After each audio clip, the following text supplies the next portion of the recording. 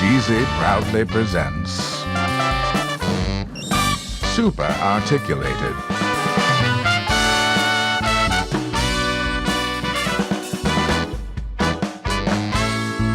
With tonight's special guest, Artman Customs.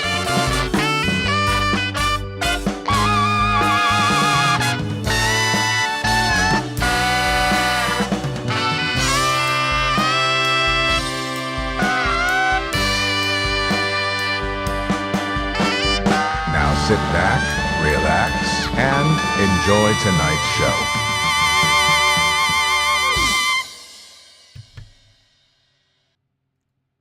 Smello! Hey everybody, how's it going? Welcome to Super Articulated. How'd you like that intro, huh? How'd you like that intro, huh? I spent basically all day on it. I'm excited about this, man. I'm very excited for the premise of this show. As you can see, I'm in the studio, baby. I've got it all behind me. I've got Pokeballs back there, Thor's hammer. There's some stuff down here. You know what? Ignore all that static noise in the back. Who even knows? But you know, I got a big Goku statue of Dragon Ball, life size, of course. You know, Iron Giant, some Kaiju, some Mecha, and some Jaegers back there. It's all gold. It's all gold, baby. Yo. Of course, this is a 1/12 scale studio, so I'm pretty stoked. I've been wanting to do this for a super long time, and I've also wanted to have guests on for a super long time too. So I figured, what better way to go ahead and you know, kill two birds with one stone, man. If I have guests on, I got to roll out the red carpet, baby. So we're in the digital studio, the 1/12 scale studio, baby, and of course, our very first guest is the man, the myth, Artman Customs, baby. Let's go ahead and get some clap emojis in the chat for the man, the myth, Artman Customs, baby. Let's go. Let's pop in and let's pick his brain for a little bit. You know, super casual over here at Super Articulated, but it's going to be a really great opportunity to get in the headspace, get in the minds of some of these great dudes from around the community. So without further ado, here's Artman Customs. Let's go. What's up, man? Nothing much. I'm, happy to be here. Hell yeah. How you doing, my friend? I'm tired. But every day I'm here is a good day. That's beautiful. You love to see it. Yeah. So I'm just gonna set up my camera so you can go ahead and see what's going on as well. And there we go. Boom. There we go. All right, cool. So hell yeah, Artman Customs in the mix, dude. Before we get started, this has been in the making for like 3 years.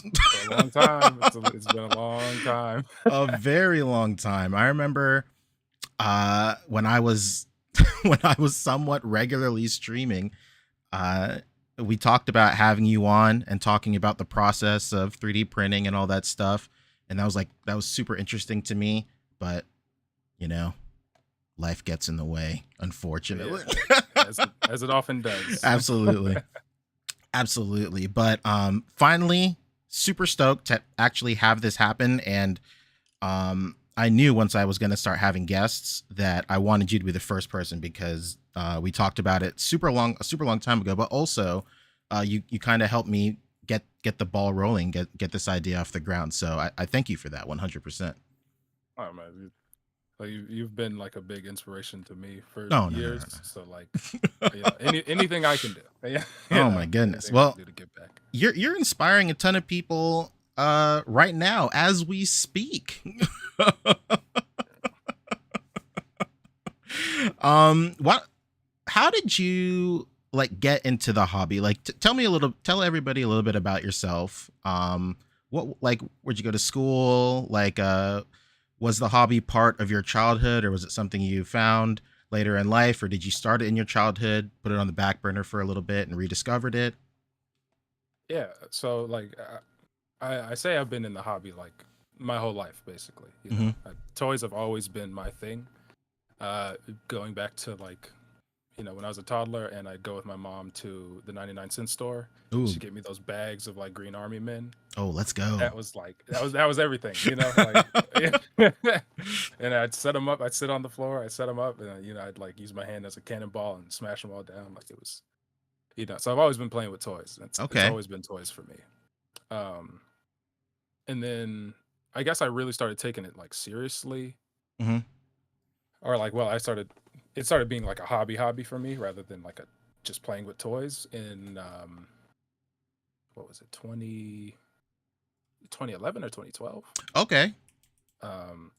So I was like 10 or 11 at the time.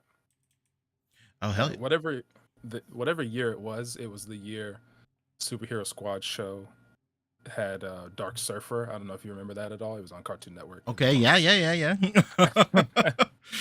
And I love that show to death. And it like that's why I'm like a Marvel guy. You know, like I would watch that show all the time. And then that episode came on with Dark Surfer, where Silver Surfer, and he got the Infinity Gauntlet and the Infinity Sword. And I was like, man, that's so cool. You know, like I was like, that's so cool. I want that. Like I want a toy of that.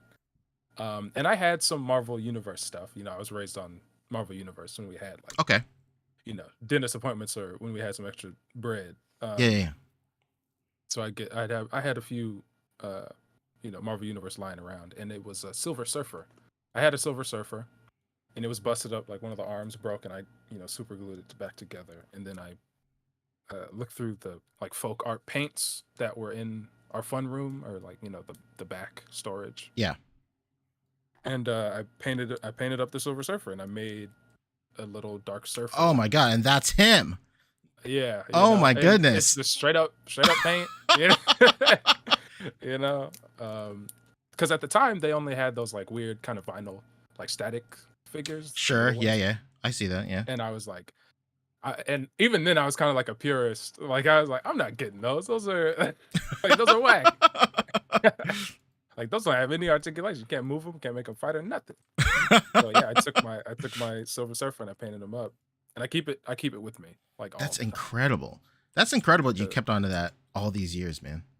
Yeah, right. Like, and this was my first ever custom. You know, like, and it's not good, but it held up. That's it. I mean, you know, that's it. That's I was gonna say quality over quantity. That doesn't make any sense. But it's right. The test of time. It's the spirit of the custom that just held up over all these years. Yeah. And you know, I keep it there. Like I keep a lot of my firsts, like, you know, nearby, just because I like to look at them. Like, you know, I pick them up, I look at them, I'm like, hey, man, look how far I've come. Oh yeah, absolutely. You know, it's like the ultimate like humbler. Oh yeah. I feel like, you know, anytime somebody asks me a question and I'm like, what? Like, where's the logic? You know, you know. But I think back, like, no, I was like an 11-year-old emailing, you know, Anthony's Customs or something. Like, so I ain't got much room. You know, I wasn't, you know, I wasn't Mozart or nothing. Like fresh out. So. Yeah. I mean, it's real. I cannot get over that you still have that thing. That's incredible. I have my I guess I'm the same way, because I have my first ever prototypes for auras as well. Like they were just made out of like a 3mm PVC, and like I cut them on the router, and like I had this old disgusting like dull bit on it, so like it's all like frayed and terrible looking and awful, but same like you, I just keep it around. Yeah. Absolutely. So you started getting serious around that time. What were some of your first like your first pickups, or like what were your first like desires and wants, and maybe even grails too? Ooh. Okay, first grails. Man, it's hard to think back that far. I can think of Marvel Universe Deadpool, or well, there wasn't like a Marvel Universe Red Pool that was like accessible to me. It was what, X-Men Origins. Okay. Yeah, Wolverine X-Men Origins. It was that line. It basically Marvel Universe, you know, okay, quarter Marvel stuff. And they had a Deadpool, And that was like, even back then, that thing was like $40 or whatever. Like, it was hard. It was hard to get. I was like, damn, like what I gotta do to. So we didn't have a lot of money back then. Like I was Yeah, I feel that for I sure. was a recession baby. Grew up, ground beef and potatoes. That was what we had. So I was always thinking like, okay, how can I finagle and get this thing that I want? Yeah. And that's where the customizer spirit kind of came from. So Okay. I painted up a couple figures to look like Deadpool. Oh, no it was like a way. yeah, it was a GI Joe, one of those GI Joe red ninjas, and then I just hit it with some black around the eyes to make the mask, and Mhm. yeah. So like I had that, but then eventually I forgot what it was. I went to a comic book store on a road trip with my dad because he used to do odd jobs, and we kind of travel around with him. Okay. And it was a comic book store, and they had that Deadpool, and it was like $20 or something. So to me, I'm like, yo, only 20. So I begged my dad. I was like, Dad, you gotta like get this for me. It was like March or something. It was Mhm. after my birthday, and I was like, I don't care if you like this could be my Christmas like present. Yeah. I need you to get it like now. And he was like, all right, you know what I'm saying? So he got it for me, and yeah, it was my Christmas gift. Oh, So wow. I had to Holy wait. cow. And then I throughout the year I had saved up some money and saved up some money. Mhm. And then I went to him and I was like, Dad, I want to buy that Deadpool. It was like November or something. I could have just waited, but I was like, I've waited enough. I will buy that Deadpool off of you. And he was just like, just have it, whatever. Oh, wow. And that was and I that was like that Deadpool was everything. Like that was my pocket figure. Like I Okay. took that everywhere. It had like a gun. It was a little tiny gun, but it was modeled, I think, off of like a Beretta, and I loved how that looked. And it was just, I love that figure so much. So that was like my first real grail. Okay. And then I started getting more into comics and like DC, and I was like, oh, Deathstroke is a thing. He's kind of like Deadpool. True. So I want a 3 3/4 inch Deathstroke to go in my Deadpool. Didn't exist. Like I was like, but so I had to kind of I put one together, and I would just do that. I'd be like, oh, does this exist? No, it doesn't. Okay, cool. Let me make it. And then stuff would eventually pop up, like that 3 3/4 Injustice line whenever Yeah. Justice game came Oh, out. wow, They yeah. had that Deathstroke, and I was like, I gotta get that. Dang. I gotta get it. So yeah, I found a way to get that at my local comic shop because they had it. Mhm. But it was in like a 3-pack, so it was expensive. But I still, Yeah. I I remember. got that. And yeah, go ahead. I was just gonna say I remember those because I pre-ordered those because I was working at GameStop when those came out, and then they came in, and I had no idea they were 3 3/4. Oh, you thought they were 6 inch? Yeah, and then they came in, and like Bamboozled. I know, right? And like I was doing the shipment that day, and I scanned. So like when you scan a barcode at the top of the box, it'll give you a list in the computer of everything that's in the box. And then I saw it, I scanned it, and I saw that it was all of those figures, and I was like, oh, sick, these are my pre-orders. And then I was like, something's not right here. This box is like crazy small. And then I was like, well, maybe it's like really like slim packaging. Nope. Yeah. Absolutely not. Yeah, but yeah, that Deathstroke was really dope. I really like that one. And yeah, those two, I had them fighting like every day. Okay. They were constantly fighting. And yeah, it just kind of went like that for years. Like 3 3/4. I want something, and I'd either have to make it or I'd track it down. That's incredible. Like, and I was a big like Hulk fan, so a lot of those 3 3/4 Hulks were really dope to me. I got the Green Hulk, and then I was like, oh, Red Hulk exists. Like, what's that? What's the story behind that? And so I went to the library. Oh, dang. Yeah, let's go. I was lucky enough to have a library that had comics, and Mhm. they had the Red Hulk stuff, and I was like, oh wow, this is wild. And so obviously I wanted to figure even more, and that was another one that was expensive, like another $40 figure. I was like, damn. Dang, dude. And then I couldn't find another Green Hulk to paint, so I was like, I'm out of luck. But yeah, there's a million and one like figures I could think about and go like, oh yeah, that was an important one to get, or like, oh Mhm. yeah, I remember that. but yeah, and then eventually I made that switch to 6-inch custom or 6-inch figures. What I forgot what it was. what brought that on? Like, because you were definitely invested in 3 3/4. So what was the thought process like going from 3 3/4 to 6 inch? Were you like kind of hesitant about it, or was just did you just think it was like just something you had to do because 6 inch was like popping off at the moment, or what? Yeah, I feel like it was, yeah, like 6-inch was popping off. Hmm. And I was reading the room and I was like, oh, 3 3/4 kind of like not getting as much love anymore, you know? And also I was just growing. Like Hmm. Okay, I that's was a fair. kid when I was playing with the 3 3/4, and then so as I was growing, they got smaller and smaller in my hands. And I was like, oh, Oh yeah, the yeah. 6-inch figures, got they might have a better hand feel or whatever. So um and I remember like the first ones that I got were when Amazing Spider-Man 2 had hit. Hmm. And there was the Ultimate Goblin Wave or whatever, the build Okay. figure. And yeah, they had the Amazing Spider-Man like 2 suit, which looking back, that thing was rough. But but at the time I was like, yo, this is the perfect Spider-Man, Yeah, you know, man, like absolutely. so it was that one and it was Superior Spider-Man. And I saw them both at Target. Hmm.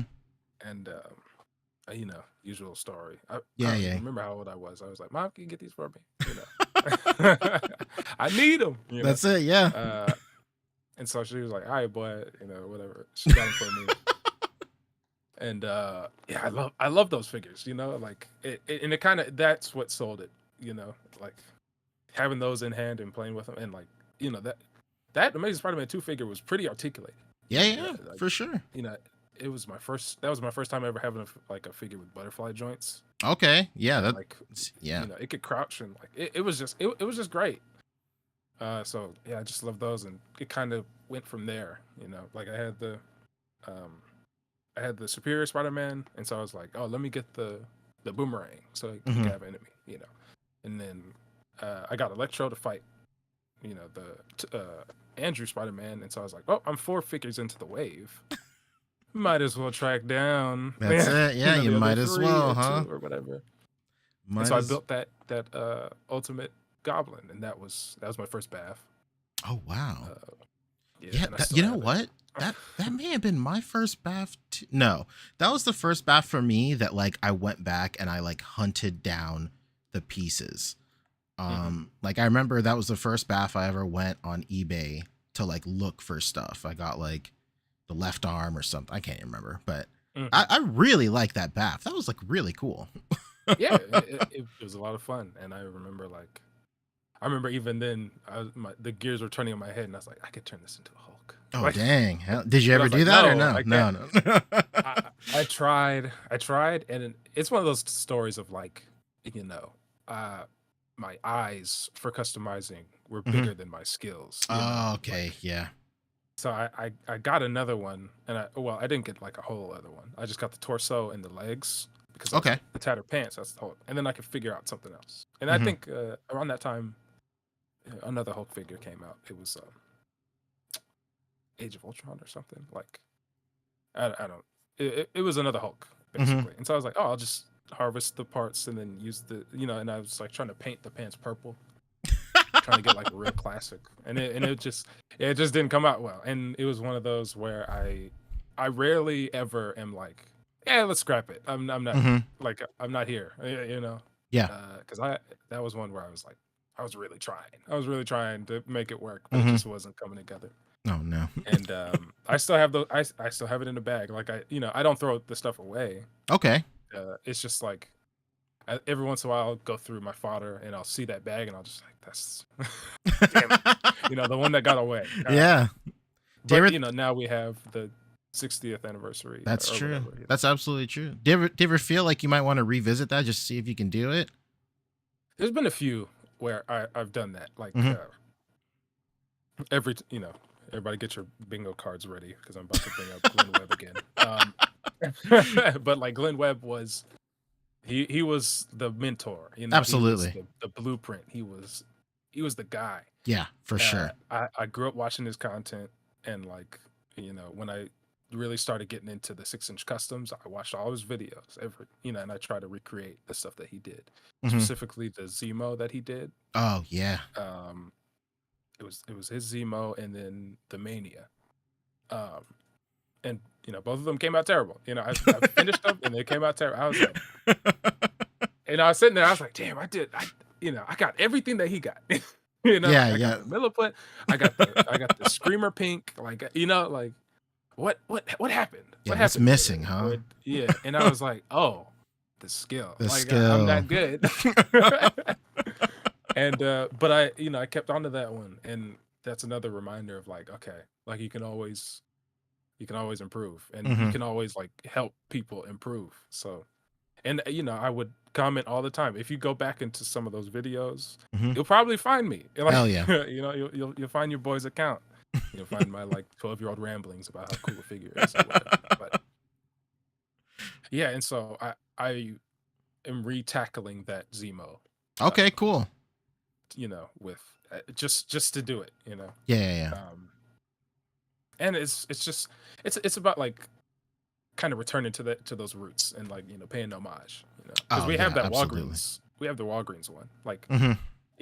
if I wanted a Zemo, that's the Zemo, but I want to follow the tutorial again and like look at Oh the yeah, kind of technique and see like, damn, he was the guy, that's true.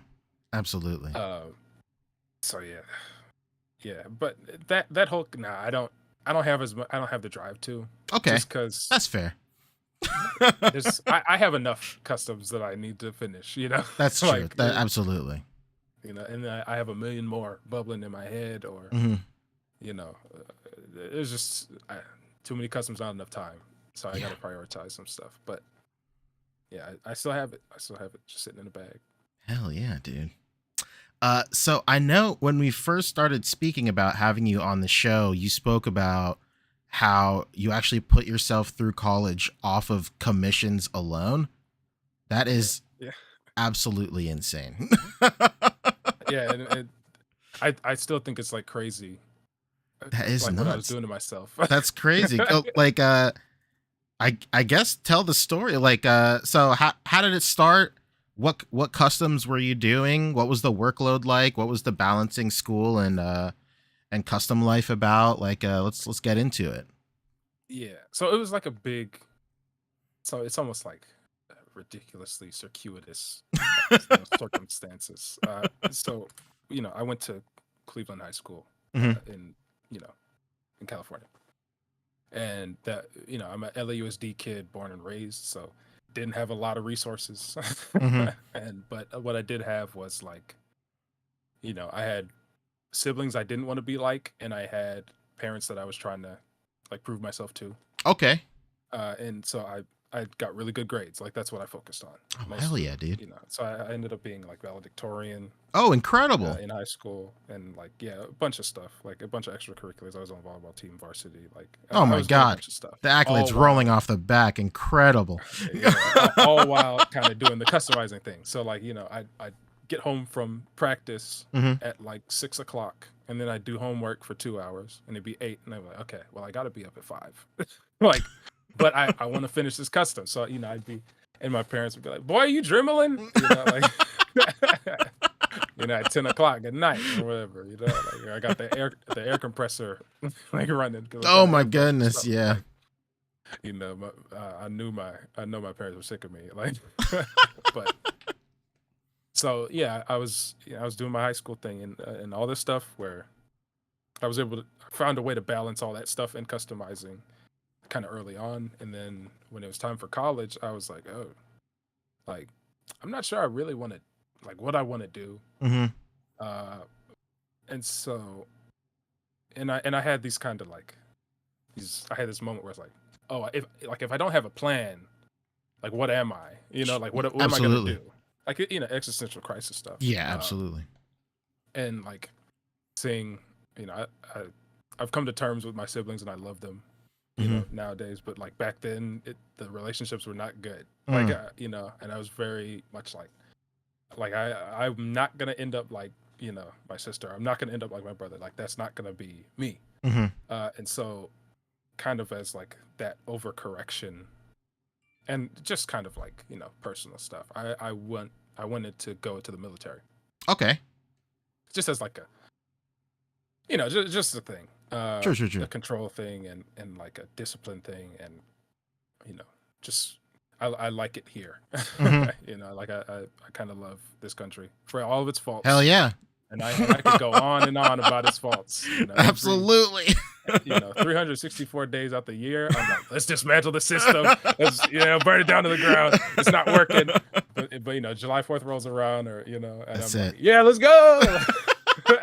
You know, I'm drinking, you know, I'm drinking beer and shooting off fireworks and, you know, waving the flag. But so I wanted to join the military,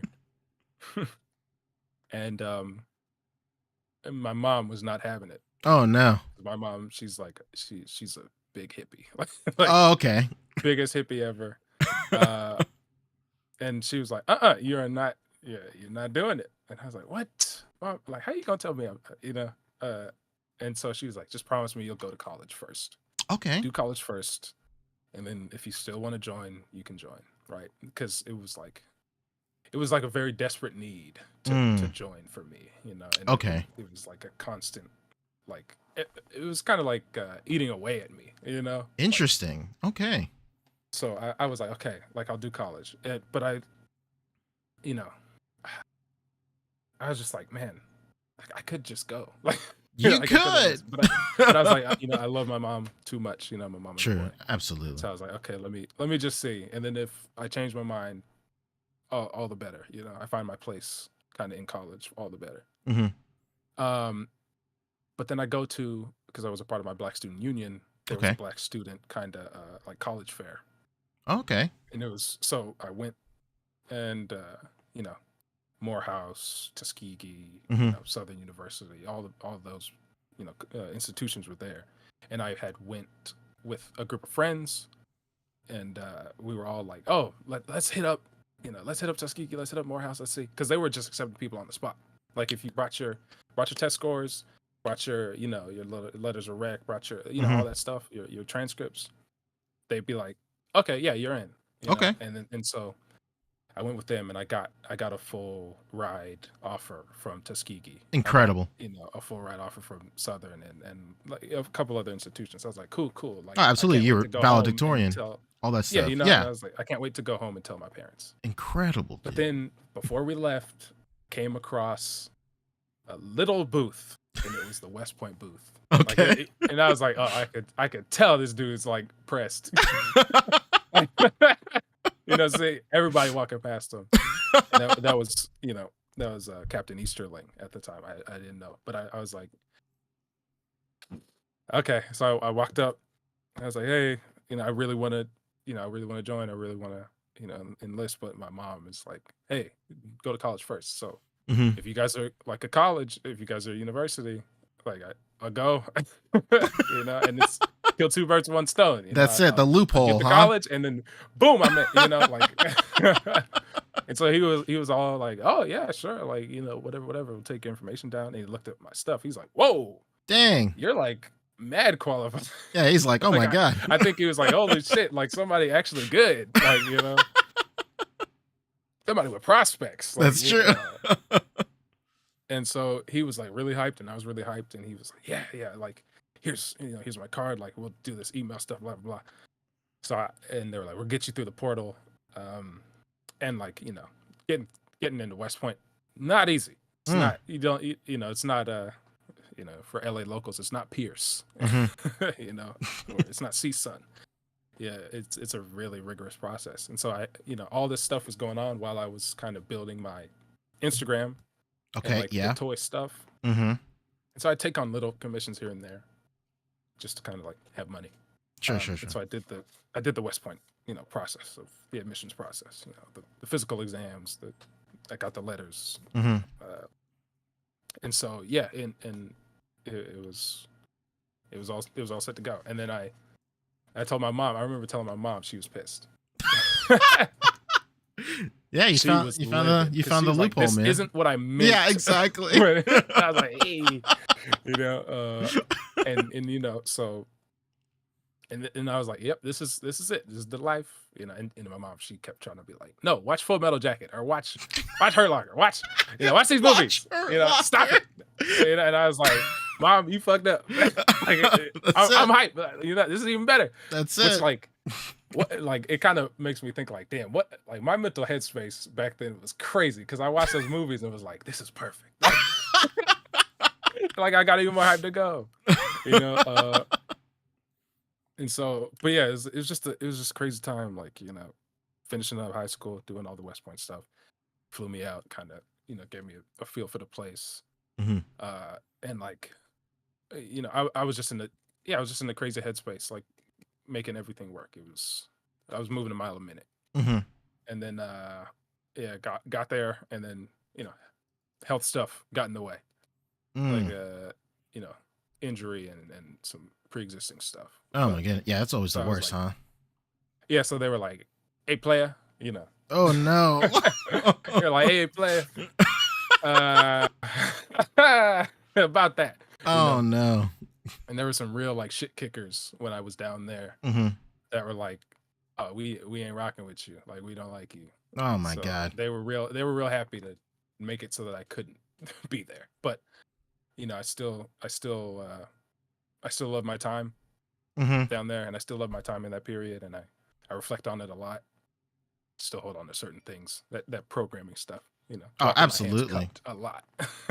Well, I mean, Wake up your early. motivation to get there is noteworthy as well. I mean, you definitely earned it, and it's I would do the exact same thing. Just hang on to that, just how much you wanted it, and you went out and did it. It's an incredible story for real. Yeah, and I promise we'll get to the toys That's soon. fun. That's fun. But this is how it always goes. It's Whenever fine. I'm on one of these YouTube tours, it's like, yeah, we talk toys, and then Nico gets like very deep into stuff. Oh, But this is what I prefer, baby. This is the nitty gritty. yeah, that is what I love. But yeah, so I ended up back home. All the schools that I kind of had those offers from Mhm. were like, hey, it's a little late in the Oh no. time. Like, like it's a little late. It's all, I was like, damn. But the place that kind of held me down was UC Santa Barbara, University of California, Santa Barbara. Okay. They were like, hey, we'll still hold up our end of the bargain for Mhm. full ride. Oh, They wanted me to incredible. play volleyball, and so it would be full ride plus housing, which was like, oh, beautiful. Oh yeah. But the injury and the health stuff kind of put me out of volleyball, and they said like, we can't have you, we can't do the full ride plus housing, but we'll still honor the full ride because you're such like your academics were there, Absolutely. Yeah. and we think you'll do well. And so I was like, cool, like I'll take it. Now, what I hadn't thought about, housing down there way more expensive. Like Mhm. housing was more expensive than the goddamn tuition. So I had to kind of figure out a way to pay for all that, and it was a loan. It was a fat loan. Really That's how big they loan. get you, huh? Yeah, and I was like, damn. And it was like it was a really rough time for me because I was coming off of like, oh, this was the dream. Like this Yeah, is yeah, where I yeah. felt at home, and then leave, and then figure it out. Yeah, that's like, got to be tough, man. and at West Point they pay for literally everything. So I didn't even think like, okay, let me apply for scholarships and let me do all this. So Yeah, like yeah, I yeah. had no kind of I basically walked into UCSB with 2 cents to rub together. Like, so I got the loan, kind of played that out, and then pandemic hit. Boom. Oh my goodness. Yeah, yeah. Holy halfway cow. through my freshman year. Oh wow, dude. Holy cow. Yeah, I remember it was like spring break. It was spring break hit, and I was like, "Woo, thank God!" Like I get to go home and kind of be like with my family, Mm-hmm. because it was a rough time being out there like alone and kind of Sure, absolutely. like readjusting. It was such a whiplash. You go from all that structure and like military shit to Yeah. the #1 party school. True. College So, already is like a great ordeal of adjustment and all that stuff, and then to go exactly like you just described, to go from something so like put together and so tight into just whatever. yeah, It's right. rough. It was really rough, and like I just kind of like looking back on it, I was probably too rough on it, but like I hated my time there just because it was so different, and it was so like, these aren't my people. Like I hate everybody Yeah. here. I Like, can see and, that. and it was very, and it was them white girls was different out there. Let me tell you. Absolutely. So I was like, yo, what's going on? Like, you know what I'm saying? You know, I was like, yeah, it was just crazy. And so I was like, okay, like I can't wait to go home just for the spring break, you know, and like see my mom. Yeah, absolutely. And then yeah, you know, Was got real home. quick, was that your first time being away from your family for such a long extended amount of time? Yeah. Oh, incredible. Yeah, I can think back to when I first went off like to college and like leaving my family behind and all my friends and stuff. Like you really go from like it's so hard to explain. Like you really Yeah. don't. It's a very like cliche thing to explain. Like you don't realize what you have till you don't have it. But like you really go from not talking to your parents or your family at all while you're at your house to like waiting Except for the like every weekend. day. Like yeah, or like waiting for You're the like, weekend "Mom." or like calling them up just to like see what's up. It's crazy. It truly is something that you don't really understand until you have to go through it. And that's insane that you were dealing with all of that on top of, you know, the hardships you had to go through at that military school and all that stuff too. That's insane. Yeah. So continue. Sorry. Yeah, and so it was just a really like it was a wild time. And then so I was doing like a couple commissions here and there, like, you know, trying to eat. Yeah, You know? absolutely. And then yeah, spring break hit and I was like, oh, I can't wait to go home. So I got home, you know, unpacked my stuff for the week, and then basically they were like, hey, school is basically closing down. I don't know if you heard about this little thing. It's called COVID. We don't know what it is either, but figure it out. You know. So they were like basically come get your stuff up out your dorm, and you know, yabba dabba do. And I Yeah. was like, cool. But then I was like, wait a minute, I paid for the Yeah. year What's going on? Yeah. housing, and they were like, Sorry. yeah, and I like ain't no way. So, but yeah, that was the way. Basically, they hoodwinked a lot of us. Yeah, And, I they can were imagine. like, I mean, I guess if you want to stay down here, you know, in your dorm, away from your family, where you can't really go and do anything, and there's not even going to be physical classes, feel free. Yeah. Or you could just go home and move your shit. So I was like, all right, you know, load up the Prius. That's it. And so, you know, got my trunk full of clothes and got up out of there. So yeah, my girlfriend's watching. She's giving me hell. Hell yeah. What's up? Shouts out. Yeah, shout out to you. Love you, Gabby. Yeah, so it was just like, all right, you know, be home. And then yeah, it was online classes. And the thing about UCSB is it's a really prestigious institution, and it's a University of California and all that stuff. But all the classes were mad easy for me. Hell Like, yeah. and I was like, there's no way. Like there's no way this is how it is. And so I like there's no way. You know, like I would just do stuff literally 10 minutes before it was due, and I'd get an A on it. And so it put me in a headspace where I was like, yeah, what am I doing this college stuff for? It's Where true. like this means nothing. Like I didn't have to work for it, so I didn't value it, you know. Yeah. But I was doing it because that was the thing you do. Yeah. And so yeah, I was, you know, because I had all this free time being home and didn't have to do anything. I just was like, all right, screw it, we're gonna do commissions. Like, so you know, I do full figure commissions and I do head paints, and that's the time when I got really, really good at painting heads. Hell yeah. It's also the time when I like got a 3D printer and like figured out how to work it, which took a while. Yeah. You know, What printers was are finicky. what was your like skill level when getting the printer? Did you do like a ton of research, or did you just kind of just dive in and just see what stuck? Yeah, I mean, I basically just kind of dove in. Like Hell yeah. I was not, you know, I was technically proficient. Like I could work tech. Yeah. You know, like I was in the graphic design program in my like high school. And as much as that like meant anything, because I was doing so much other stuff. But yeah, so I knew how to work a computer, and I knew like, okay, a 3D printer, I'll figure it out. You know, and my first one was a resin printer, which is Hell like, yeah. that's as rough as it gets for your first printer. that trial and error is pretty crazy. But yeah, so I just kind of I jumped into it like at first, and I had seen like your stuff on 3D printing. You know, you'd post a story or whatever, and I'd be like, that's so cool. Okay. Like it All just right. Okay. pulls out. I remember like vividly remember you talking about it on the podcast, and you're like, it's so crazy because it's like it pulls itself out of this liquid, like it's like a Terminator. And I was like, and in my mind I was like, yo, how, you know, like how do I get one of those?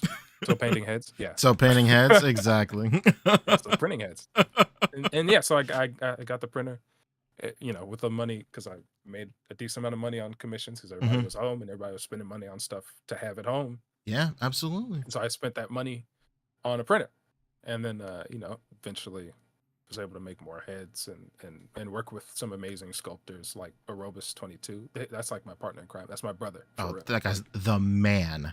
That Yeah, absolute man. Yeah, and so, and like a lot of the credit to my growth and my like financial stability at the time.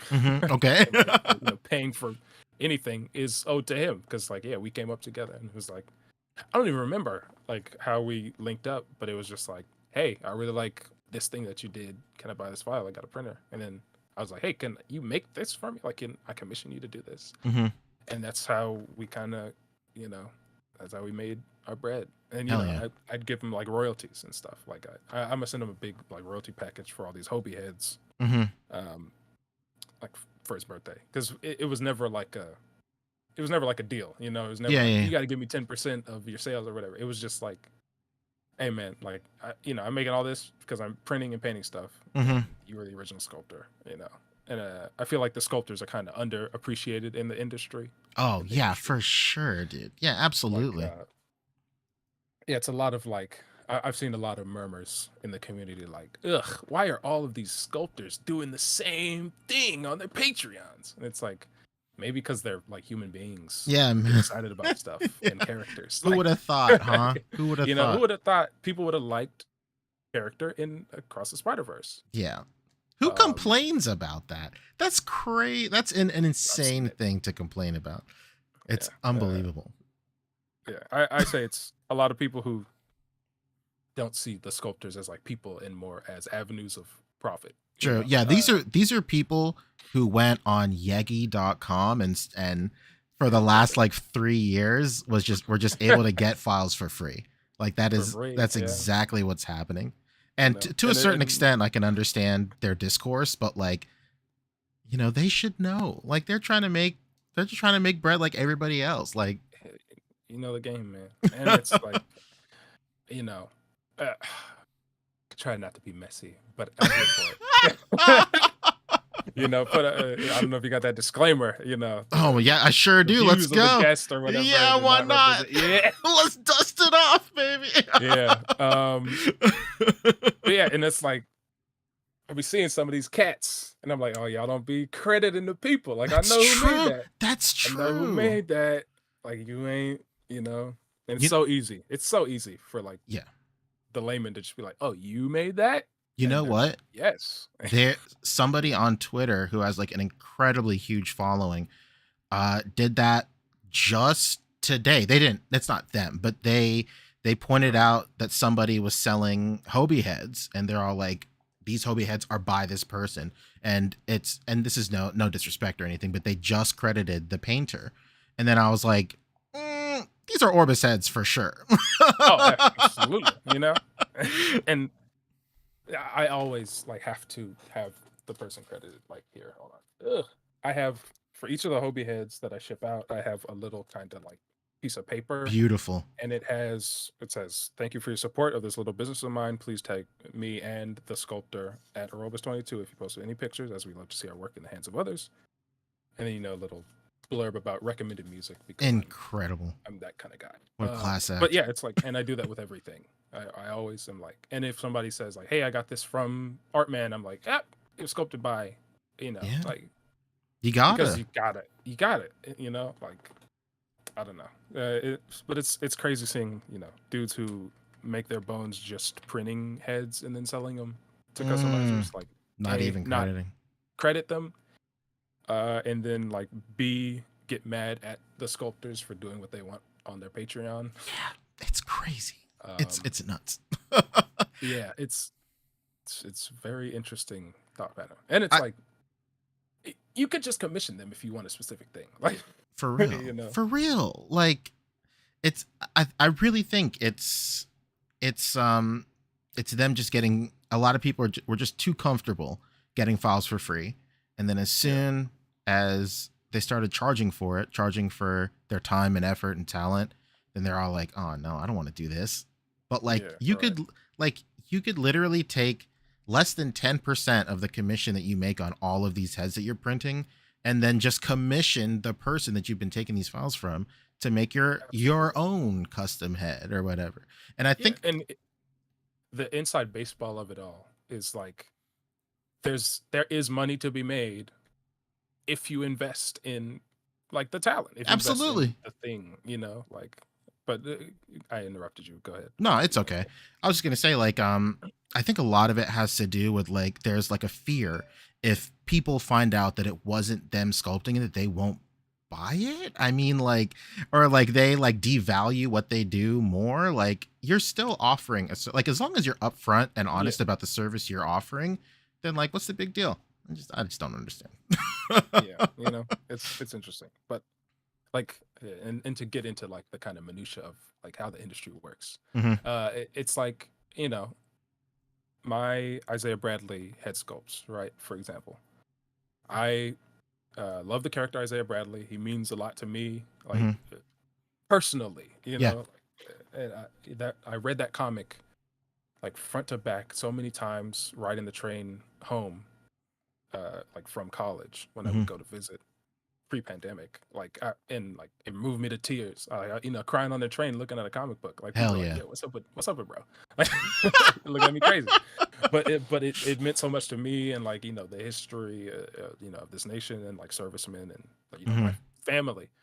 And so like I love that character so much that I was like, yo, Arobus, and he was the first person I went to. Arobus, can you make this for me? Can you make this head sculpt? And he was like, yeah, sure.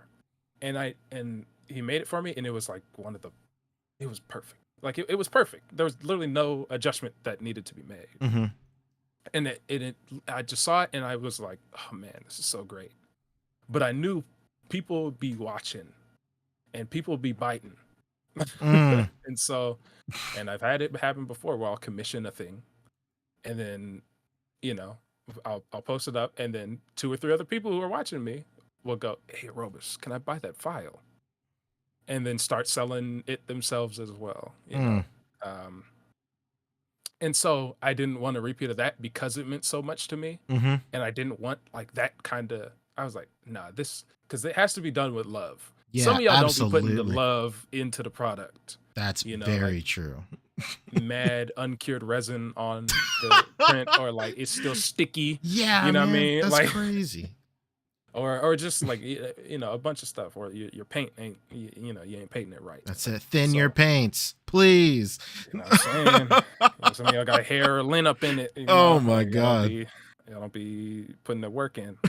And so I was like, yo, this means so much to me, and I don't want to see, like, I know I will get mad if I see it in my Explorer done by somebody who does not have the same care. Oh yeah, layer lines are mad crazy, you know, for people, or like layer shifting. You know, like, you know, you got to have a care for the product and for the character, like, first and foremost. So when I got the sculpts from, I was like, yo, Robus, how much for these to be exclusively mine? You know, and it wasn't even like a ridiculous amount of money. You know, like it wasn't ridiculous. It was just like, oh yeah, okay, whatever. And Robus, I'm not going to talk anybody's prices because I hate. You know, I hate that kind of thing, but like he's a reason. It's always reasonable, and you get what you pay for. That's, I hear that all the time.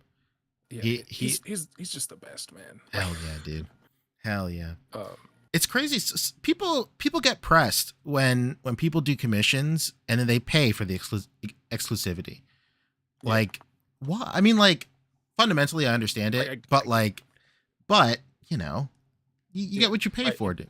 The ease of being able to print it at home and not have to worry about another person printing it and then shipping it, right? Yeah. Like I get that a lot because I'm somebody who's really kind of like I get really kind of crazy about the quality of my prints, especially if I'm selling them. Like if I'm selling them, it has to be pristine, perfect, like not a single scratch or mislayer or a layer line. Like I can't tell you how many prints I've like thrown away just because I'm like, oh, there's like a microscopic shift or whatever Yeah. on one side of the cheek.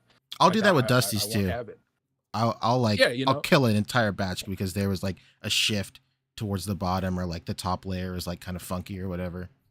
Yeah, because I'd rather do that and like shave a little off of the profit that I make on the thing to make sure it's a good product that a person gets. Yeah, And, absolutely. because I've had that happen before where I'm like really excited for a thing and then I get it in and it's like, yo, what happened? Like, what did you do to this print? You know what I'm saying? So yeah, and I take that very seriously. And Yeah, so I absolutely. get like wanting to print it at home. But like so some stuff is just that's the business. And sometimes it's really important to people. True. Absolutely. Yeah. And so if you want something so bad, then just commission them to do it. Like, but with absolutely. like another, like a little flair that makes it your own, Yeah. And I have a story about that too. So the reason I brought up the Isaiah Bradley thing is like, yeah, I have the exclusive, rights to that one, and I love it, and I'm always willing to like make new ones because I'm the only person that can make them. Absolutely. You Yeah. know, so You got it. and other people resonate with this character so much, I want them to be able to have it. True. But I had somebody, one of those biters, one of those people that be watching, I know for a fact, was like, hey, Aerobus, can I get this file? And then he was like, no. And then they were like, okay, well, can I commission you to make something similar or make the same character with a different design? Now, the problem is with our boy Isaiah Bradley, there's only one design for him. And it's consistent in every appearance. So when he had to come up with a different design for Isaiah, it was so out of the realm of looking like Isaiah. It was kind of like, yo, what are you doing?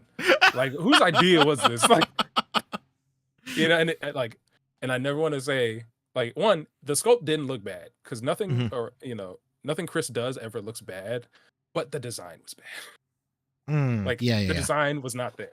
And it was because, they struck gold with the original design and they couldn't do the original design. True. And so, it's a game. And if you really want to make money, like that exclusive rights, the cost of getting the exclusive rights was like, it's so minuscule in the amount that I've made just making the stuff, and that's why it's so like crazy to me when you are like looking at the Patreon, which is like $15 for personal use or $45 if you want to sell stuff. And you're like, oh man, he's not doing exactly what I want. I'm upset. Right. And then it's like, well, if you really like are that upset, commission them. And if you're worried about the money, commission them, just pay that upfront fee for the exclusivity, and then you'll make bank if you believe that the idea is good and like profitable and people will care about it, right? If it's just something that you care about, then that's going to have to be a personal commission, right? Like, and you'll just pay less for it. And I've done that before, where it's like, okay, Denzel Curry, who's going to care about a Denzel Curry custom? Just me, right? So I got those made, and yeah, it costed me quite a bit of money, but I love this so much, I'm such a student of the game. I love the game. I think about it in my sleep. So Denzel Curry or like a Sidney Poitier or a Michael Clark Duncan or like who's thinking about these? Who's gonna want these? True. Beyond me, right? So you pay that price, and that's what you got to do. But if you don't have faith in the fact that it will make you some money, and you think it's just for you and don't want to kind of pay the artist what they're worth, then yeah, you're gonna complain that the Patreon poll doesn't include that one specific thing that you want. Like I don't know. It's grimy game. But just pay the artists. Yeah. Just pay the sculptors. Bottom line, just pay the artists for sure. Yeah. And like I do that with everybody. Like I do it with sculptors. And sometimes I'll have graphic designers I work with. My Mm-hmm. my girlfriend, she will make stickers for me. I've had Tuesday Crew members make like illustrations for me, like Adam Gonzalez Gonzo. He Mm-hmm. made a really really dope piece for me of my character Idwala, who's like the Moai, Yeah, yeah, yeah. the shades and the hat. Yeah, I got one. Very excited. Yeah, I love it. and I love those stickers, and I'm always making new ones. And like I pay them. It's never a favor. It's Absolutely. always like, hey, here, whatever you want, I will give it to you. And it's never like, you think you could do less because the homie, like, no, you pay them what they're worth. Mm-hmm. Because that's what I want. I don't want Yeah. nobody coming into my DMs like, hey, yo, that Hobie head looks real good, but could you do it for maybe 25? That's it. Like, that's insulting. Mhm. I'm like, no, I won't even debase myself, by having this conversation. Have you ever struggled with pricing or anything like that? Yeah, well, because one, I'm a notorious like devaluer of my own work and Same. time. Same, man. And I'm so exactly the same. I'm always like, am I charging too much for this? All the time. Like, Every single time. and yeah, that was and that was a problem when like I did my first big like run of heads. Yeah, I was about to ask. Yeah. The King or the He Who Remains. Mm-hmm. When Loki came out for the for the King body, and Yeah. I did that, and like I was pumping in so much detail and care into those. Again, like those were commissioned, and I was like, hey, I really care about this character. Let's do it, and I let me take my time and do it right. And I saw other people not taking their time to do it right, and getting just as much orders and getting just as much money. Mm-hmm. And I was like, oh, like damn, I'm playing myself. Yeah. Should I be So doing I more? fulfilled Yeah. all those orders, but it was kind of like a learning lesson where I'm like, yeah, I'm not doing that again. One, it helped me pay off a lot of stuff. It helped Yeah. me pay off that year of school. That helped me pay off, all this other stuff. That helped me fix my car. It's an electric Prius from like 2014 that my dad gave me. So like when that battery ran out, it wasn't cheap. Yeah. So this hobby, this business kind of it kept me afloat. And so, but it was still like, damn, I'm not feeling like this is worth it, worth the time, the stress. Yeah, but then even when you do feel like that guilt is still in the back of your head a little bit, like absolutely, where I'm like, I'm charging too much for this. Like, yeah, man. I remember when I first did auras, the very first auras I did, I think they were $25 shipped. And then I had people getting them in like Korea and then that's shipping. Yeah, and then like at the end of what was I gonna do? Just go like, hey, gonna need some more? Like no, like Yeah.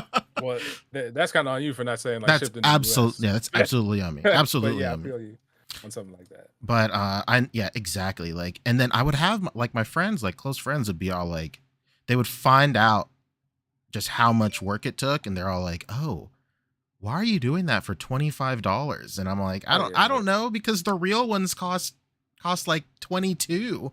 Like, who am Right? I? Yeah. Who am I to I'm charge more for the real ones? Like, I just That's the scary thing is like, I have to, I learn to value my time and I learn True. to value my work. And it's like, okay, this is what I'm willing, this is what I'm willing to do this work for. And so the Hobie heads I did for like 45 shipped in the US. That's still a And I was brilliant like, price too. It's incredible. Yeah. And I see some other prices and I'm like, damn, I'd be undercharging. Like, Absolutely. Sometimes you see, like, especially in the SHF space, you see these cats like charging like $500-$600 per commission, and you're like, man. could that be me? Like, could I ever bring myself to, but and yeah, and like I do the Hobie heads, and sometimes I'm like, I undercharged, but also I'm like, nah, but 45, that's ridiculous. Like, people could have got 2 of the Hobie figures. That's if it makes you true. that Yeah, much, man. like, and so it's you just kind of got to do it. You kind of gotta determine if you value your time, enough. And like now it's post pandemic, as where the world's opened back up and we're doing stuff, and I can spend time with my girlfriend. Hell We yeah. could go places. I could go to restaurants, or to like wrestling shows, or just do something outside of this room. Hmm. And so, it's like, damn, am I willing to do the same amount of work now that I have like other things That's what going I'm on? saying. Like the exact same thing is happening to me right now with auras. Like I know you're one of the main people that always ask me for auras. Give me the aura, All man. the time. Just make me what? I'll throw like a band at you. Like I need it. But I go through the same thing, man. Like at a certain time, at a certain point, like how much of your time do you value making this versus spending time with like your family and your significant other and stuff? Because like I remember there was a time when I was like really going hard on like just being involved in the community, like tons of engagement with like people around the community. And I just remember at a certain point I was out at lunch with my wife on my lunch, and we were both just like, she was on her phone just doing her own thing, but like I was just constantly in my phone replying to like Instagram DMs and stuff. And not to say that I Yeah. like I regret or like I have any remorse towards like replying to people or just being engaged in the community, but at a certain point I was like, what am I doing, dude? Yeah. What am I doing? And it was all like Hey, aura stuff. I'm like, is this really worth the like the commission I'll make off of this? And then making this will then also mean more time away from my wife. So yeah. I totally get that.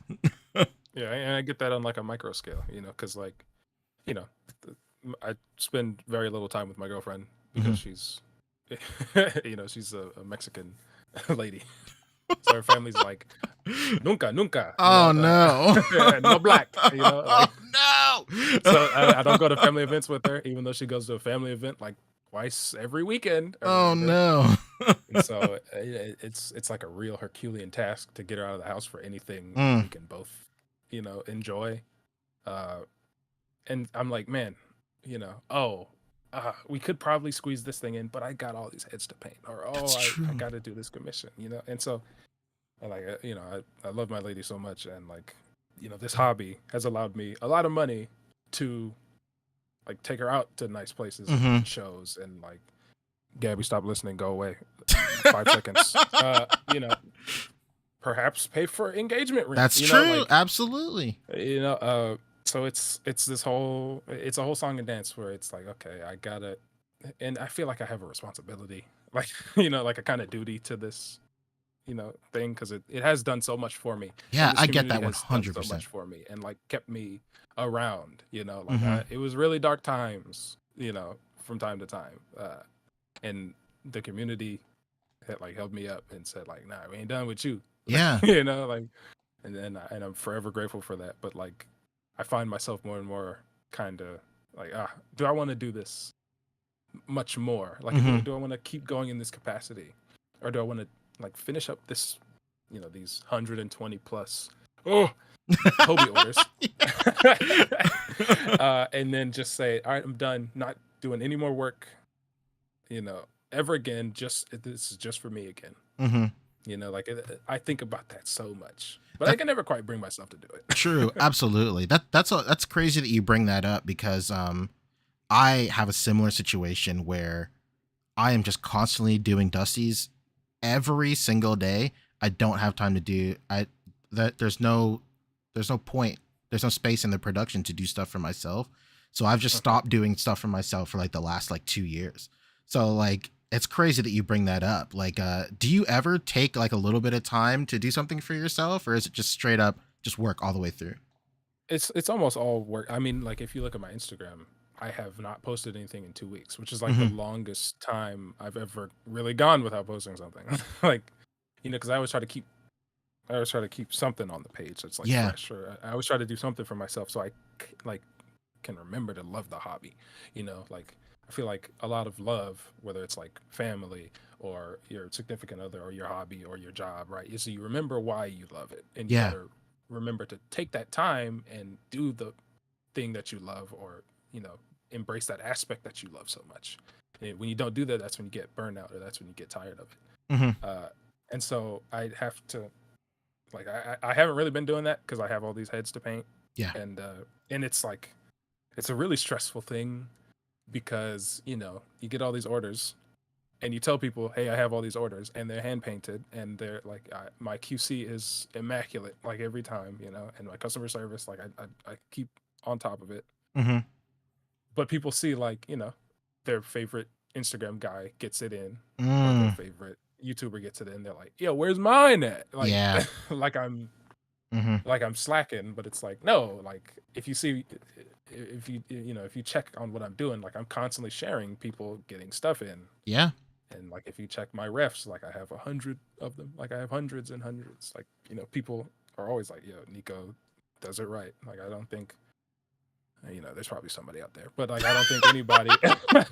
I pride myself on not having a lot of people that go like, "Yo, he's whack, he did me dirty," like.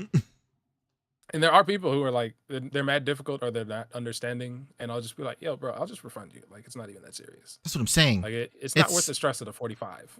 Yeah, it is so easy to just dead an entire transaction. Like, I'm cool. Like, if you want your money back, I'll give it to you. That's fine. Because absolutely, and like, I'm a hood baby. Like I can get spicy.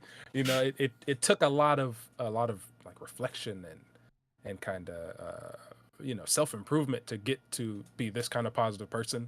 Because I was a really negative motherfucker. Like so it's hard to kind of like listen to people and like I'm like, is that disrespect? Are they disrespecting me? Because I'll ruin their whole day right now. You know what I'm saying? Like but like, and I know other people, they're just like busting my balls, like in one of like, because E Rivera, he posted that he got his in. And one of my guys who's like been a supporter for a while was like, where my shit at? And I was like, oh motherfucker, like I'll run you down right now. Like, like don't ever come at me like that. So I was about to refund him. And then I was like, hold on, let me breathe. And I was just like, it's still working through the queue. And he was like, yeah, I'm just fucking with you. I love you. And I was like, okay. You know what I'm saying? So, you gotta have that kind of like self-awareness. Yeah. And that willingness to be like, all right, let me chill. Let me not let the pressure of all the orders get to me. So I can get, so I can be in a healthy mind space to do it.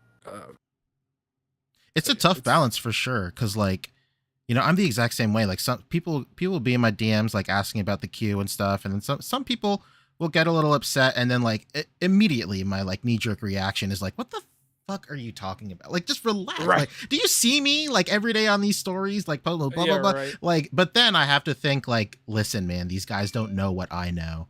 Like, I can't expect these guys. Like, this is their only thing they're waiting on. True. Absolutely. Like, some of these people have only ever bought this one thing. Yeah. I can't expect these guys to, yeah. But it's like, bro, Absolutely. you're number 119. Like, yeah, man. So like, I always have to put myself in that headspace and just be all like, okay, these guys, they don't know everything I know. Like to them, like they put in their order and they just haven't heard anything for like X amount of time. So like, yeah, maybe I'd be a little upset too. And I try and like find that balance of trying to be as transparent as possible while also like trying to make it not sound like not like snooty or like as a matter of factly, but like it's hard to be like crazy transparent without sounding like, listen, this is why. Like, here's what I gotta work with, or, yeah. And you try to lead with empathy, where it's, yeah, like you said, like, okay, yeah, if I, like, I'd be asking too, right? True. But it's also like, for my own sanity, I gotta be like, hey, here's the deal, it's gonna happen, like I'm not gonna leave you hanging, but it might take a bit because these are hand painted and it's a lot, and it's not an easy paint job, you think, but like, and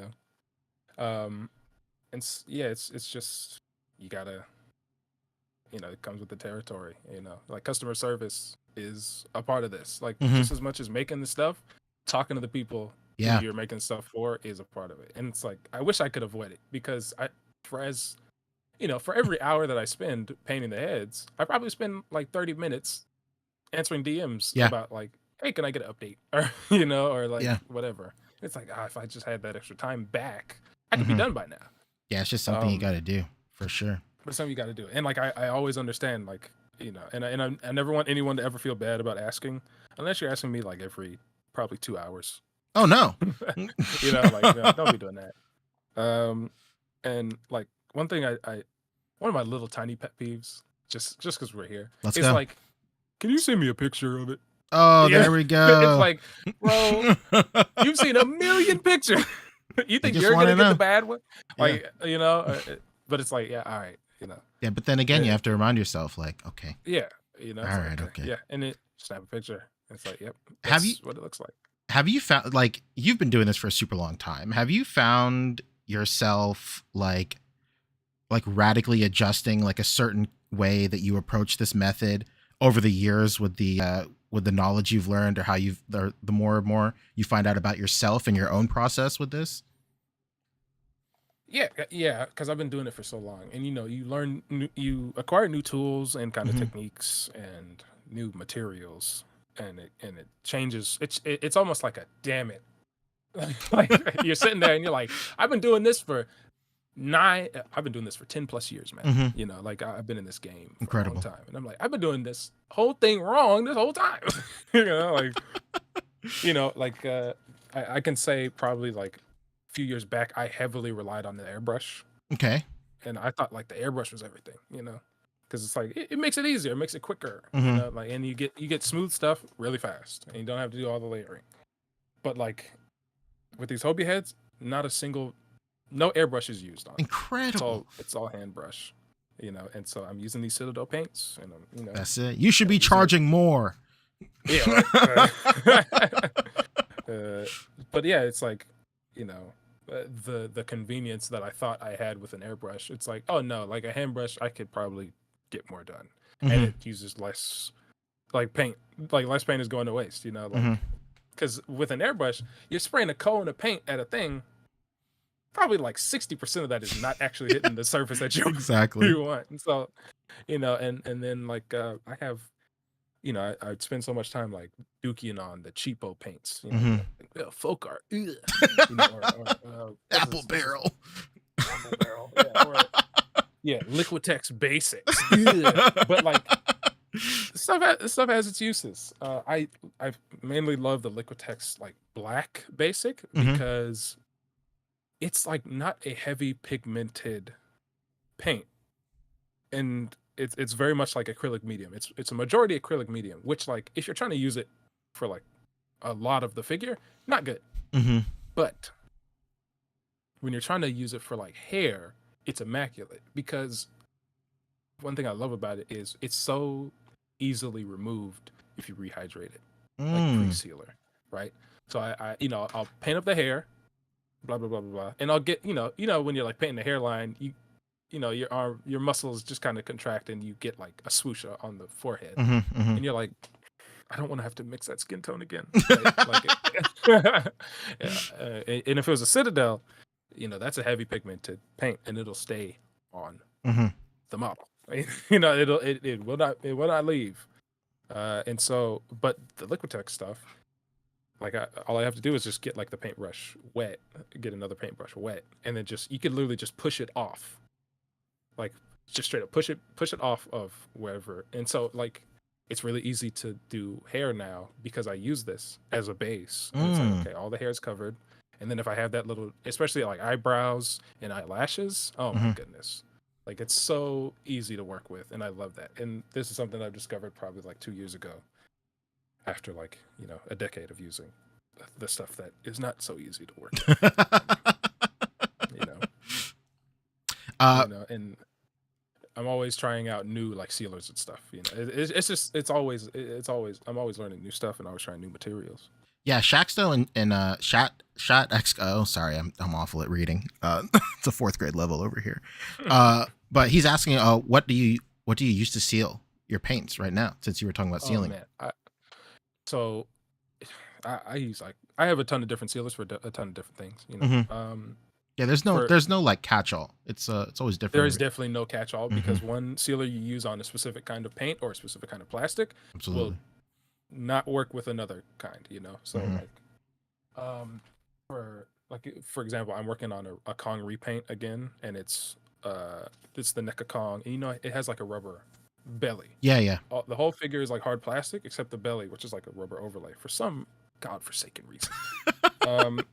And so, like, if I wanted to seal it with my usual sealer, which is like a Krylon Color Max crystal clear matte, it would go tacky. It would get really sticky because it doesn't react well with this plastic.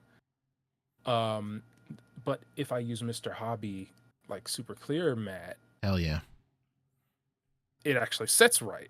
So, you kind of gotta, I just say whatever you have access to is the best thing, right? Don't go out of your way to like break the bank and get a little can of Mr. Hobie because it will not go very far. No, you go to Lowe's, you go to Lowe's and you pick up, the Krylon super clear matte, or whatever, or the Fusion. Yeah, Rust-Oleum Fusion like or whatever. Yeah. Yeah, right. Like I love that stuff. That's great. I just started using it. Right.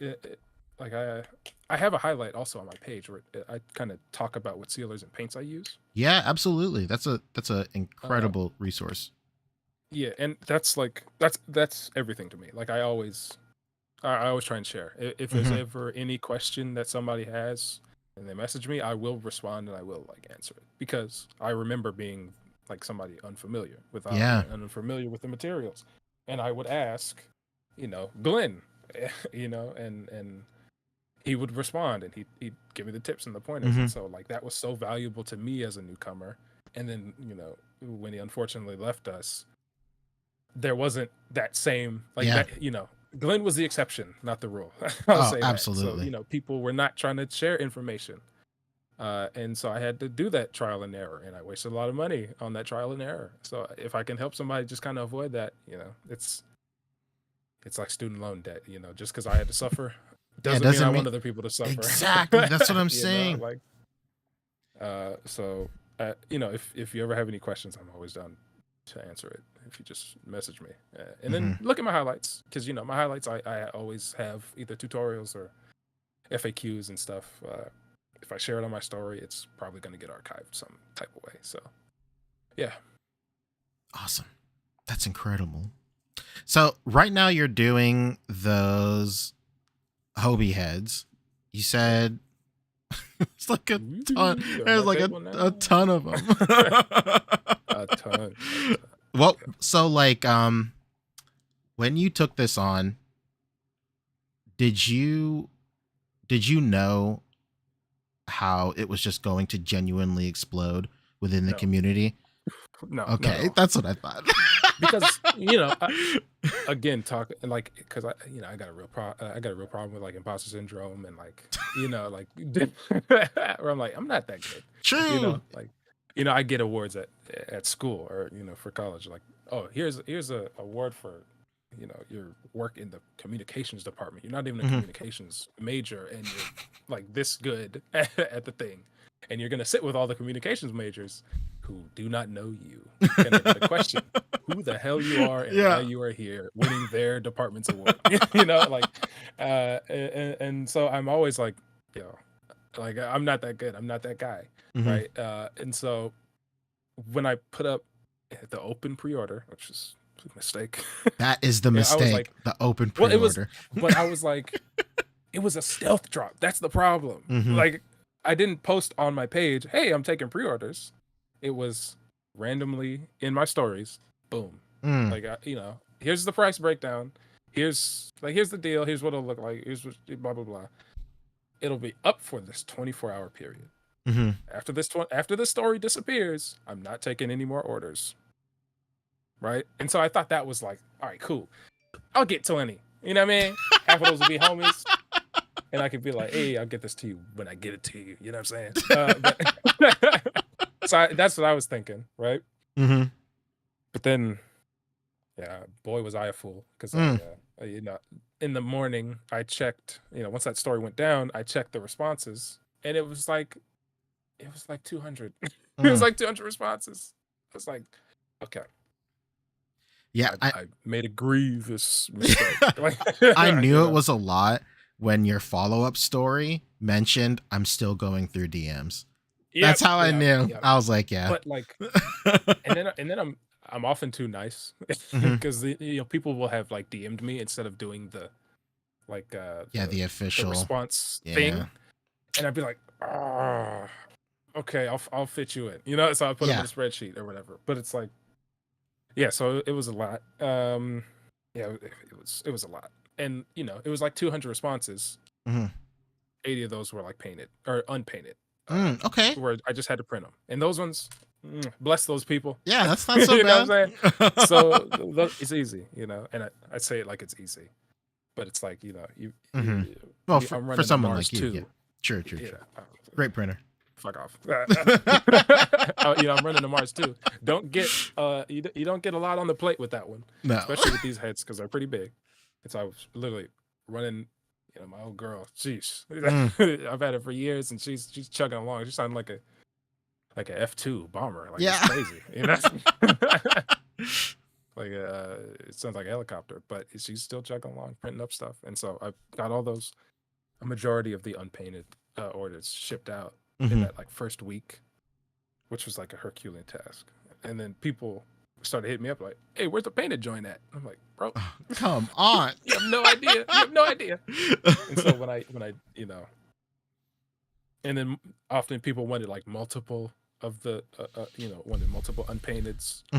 So I'd have to, you know, one whole plate was like one dude's order because he wanted to do variants or something. Like, so it was like a lot. It's just running my printer constantly. And I'd be like mid-maxing my time. Like, I'd be like, okay, let me literally wake up at, you know, on my vacation, I'd be like, wake up at 4:00, start a print, go back to sleep. That's what you know, I do that too. I wake up by the time the print is done, and I'll start another print. And then, you know, I'd be like, oh, I gotta go to a movie. Let me start it before the movie, and then if we just rush home, I can start. You know, like, losing my mind. You know, and so I got all those unprinted orders, and like every time I post a picture of like, here's how many orders I dropped off, right?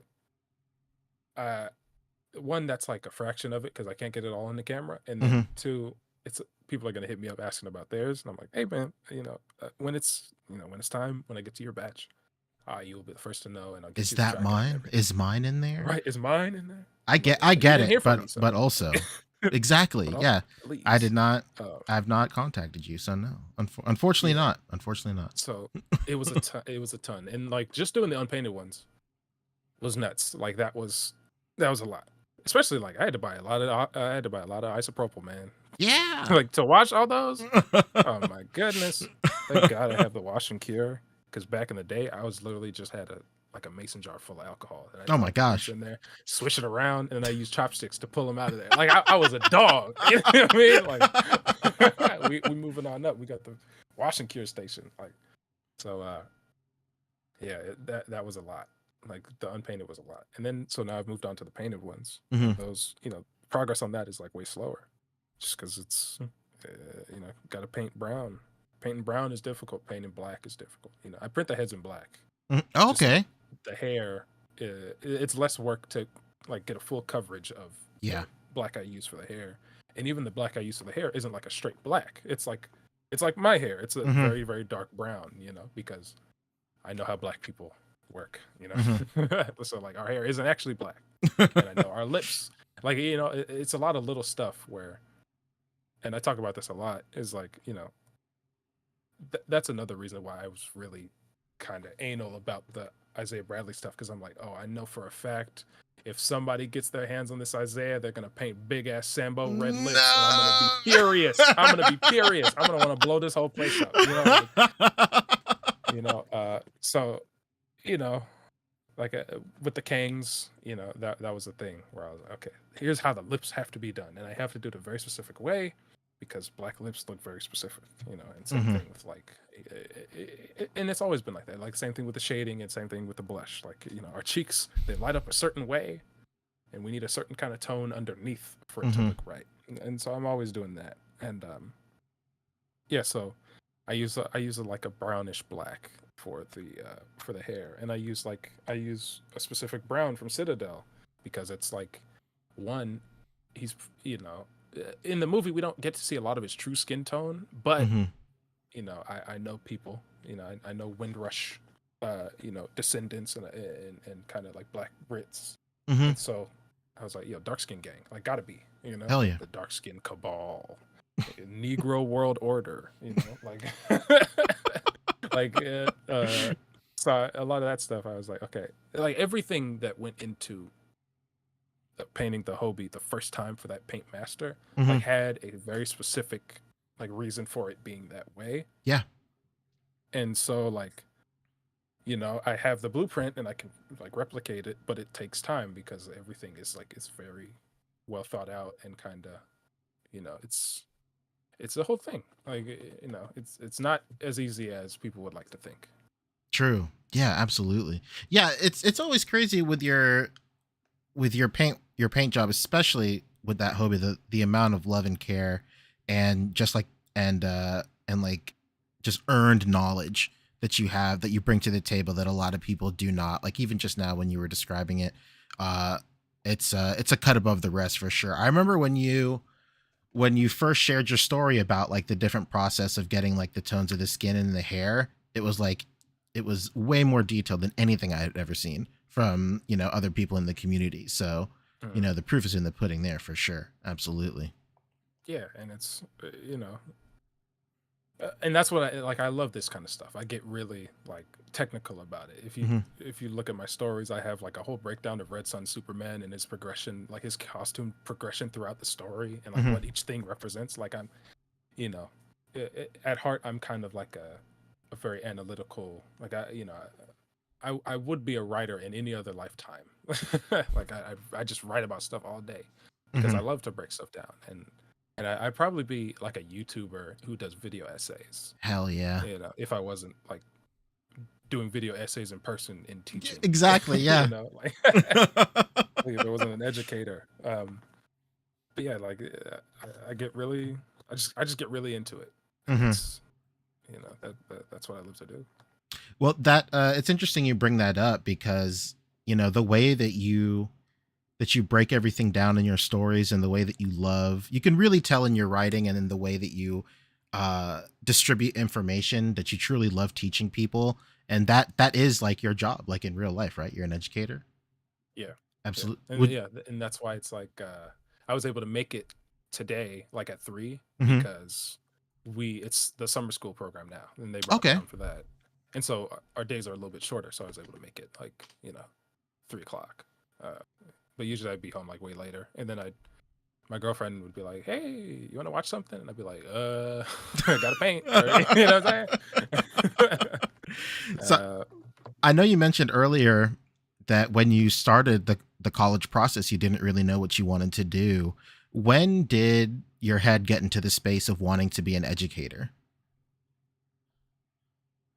You know, I don't even really remember. Like honestly, it just kind of happened. Oh, okay, now I remember. I lied. Well, because I went in because, you know, I was like post West Point. I was like, oh well, shit. I was gonna go in to be like a ballistics engineer. So like, what am I like? What correlates? What the hell correlates to that? You know, at Santa Barbara. Like, you know, like. So I was like, screw it. English major. Like, yeah, why not? I like to write. I guess I'm a good writer. Let me say that. I like to write when I'm interested in the topic. You know, I could churn out a paper, you know, about literally anything, but if it's something I really love, like I'll take the time and it'll be great. Oh yeah, absolutely. And so, yeah, and I've always loved literature and I've always loved like reading and like storytelling. You know, like, it's always been a big part of me, and it's always been a big part of the culture. You know, like, you know, I'm a Rasta, you know, descendant of slaves and all that stuff. So like stories mean a lot to us. Yeah. And being able to convey stories like, you know, oral traditions, you know, storytelling. You don't get a lot of written stuff from back then. It's all just kind of passed down. Yeah. And so I always loved that. So I was like, screw it. I'll be like you know, I'll do an English major or whatever.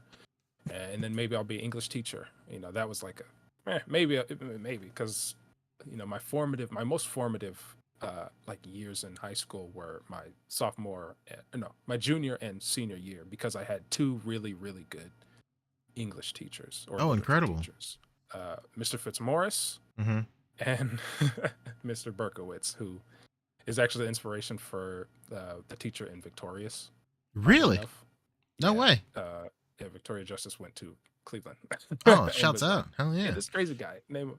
So yeah, Mr. Berkowitz. He was my senior year teacher, and he was just the best. Like he was one of those teachers that made you realize like, oh, like teaching can actually be like a class can actually be entertaining and fun, and like they can care about you and like help you learn stuff about yourself, and so that was and he was like just a very emotional kind of person, and he'd be there for you. Like I couldn't tell you how many times I saw like students who in their lowest moments went to Mr. Berkowitz, and like he held them like in his arms and like consoled them and helped them through it. Oh wow, that's incredible. Yeah, and so he was just the best guy, and he was, he held me a couple of times, like, and then there was Mr. Fitzmaurice, who almost on like not on the opposite end of the spectrum, but he was like he was a very conservative, like bombastic kind of guy. So and it's California, not a lot of like conservative kids, but he never let it kind of like take over. It was just like, well, why don't you think about it in a different way, right? It was Okay. very easy to kind of like get into a hive mind with my peers, especially because we were all dumb and like didn't want to think for ourselves. If it's Morris's class, it was that kind of avenue where we could have debate and like argue, like like he'd say something, and we would be free to like disagree with him and debate it with him, and like come to like develop our kind of thoughts, and like why do we believe these things? Yeah, And that's very valuable. Like talking through them, it would allow us to kind of like realize why we believe them and why they're important to us. And it was never about him changing our minds. It was never about him like indoctrinating us or whatever. Like and so we would read stuff like Cormac McCarthy. We would read East of Eden.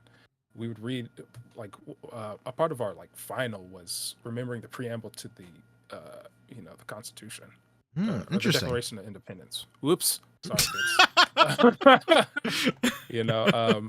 and we had to remember it down to like the straight up down to the punctuation. Like if you missed a comma, like he'd dock a point, and so he was that kind of guy. We had to write in cursive in his class, It's incredible.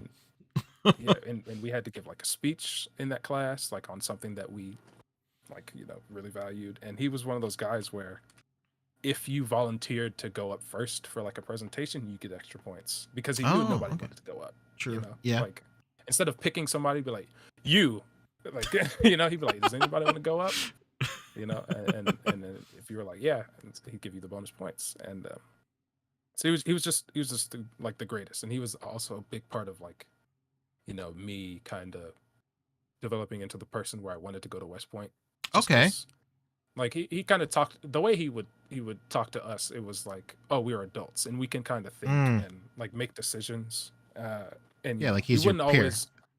Yeah, right. And and so we respected him a lot. A lot of the kids hated him because he was just a kind of a wild guy. Like he had like 9 kids. Oh my god. He had 9 kids, and he'd make us listen to the PA announcements, and we'd take notes on them. Like it was a lot of old school techniques. Holy cow, yeah. Where we'd be like, why the fuck are we doing this? Like, what does this have to do with literature?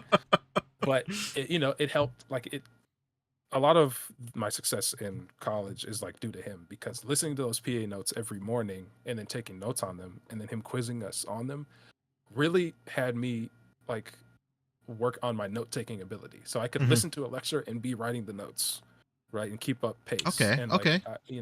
And like a lot of memorization stuff, like a lot of techniques and that kind of public speaking in that class, because he just let us talk to him in front of the the class if we had any questions or any arguments that we wanted to have with them. And he would never like shut us down and be like, you're stupid. Like, he'd be like, oh, okay, I see where you're coming from.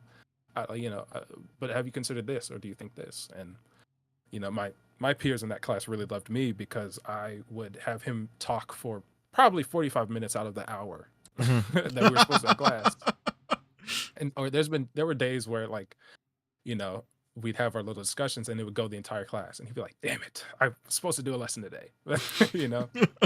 And so Fitzmaurice was just a really big like influence on me and how I teach. Like I'm always like, I always like to have my kids question their actions, Mm-hmm. like and question why they do their things, like why they do the things that they do and why they have these beliefs or why they think this way about certain groups of people.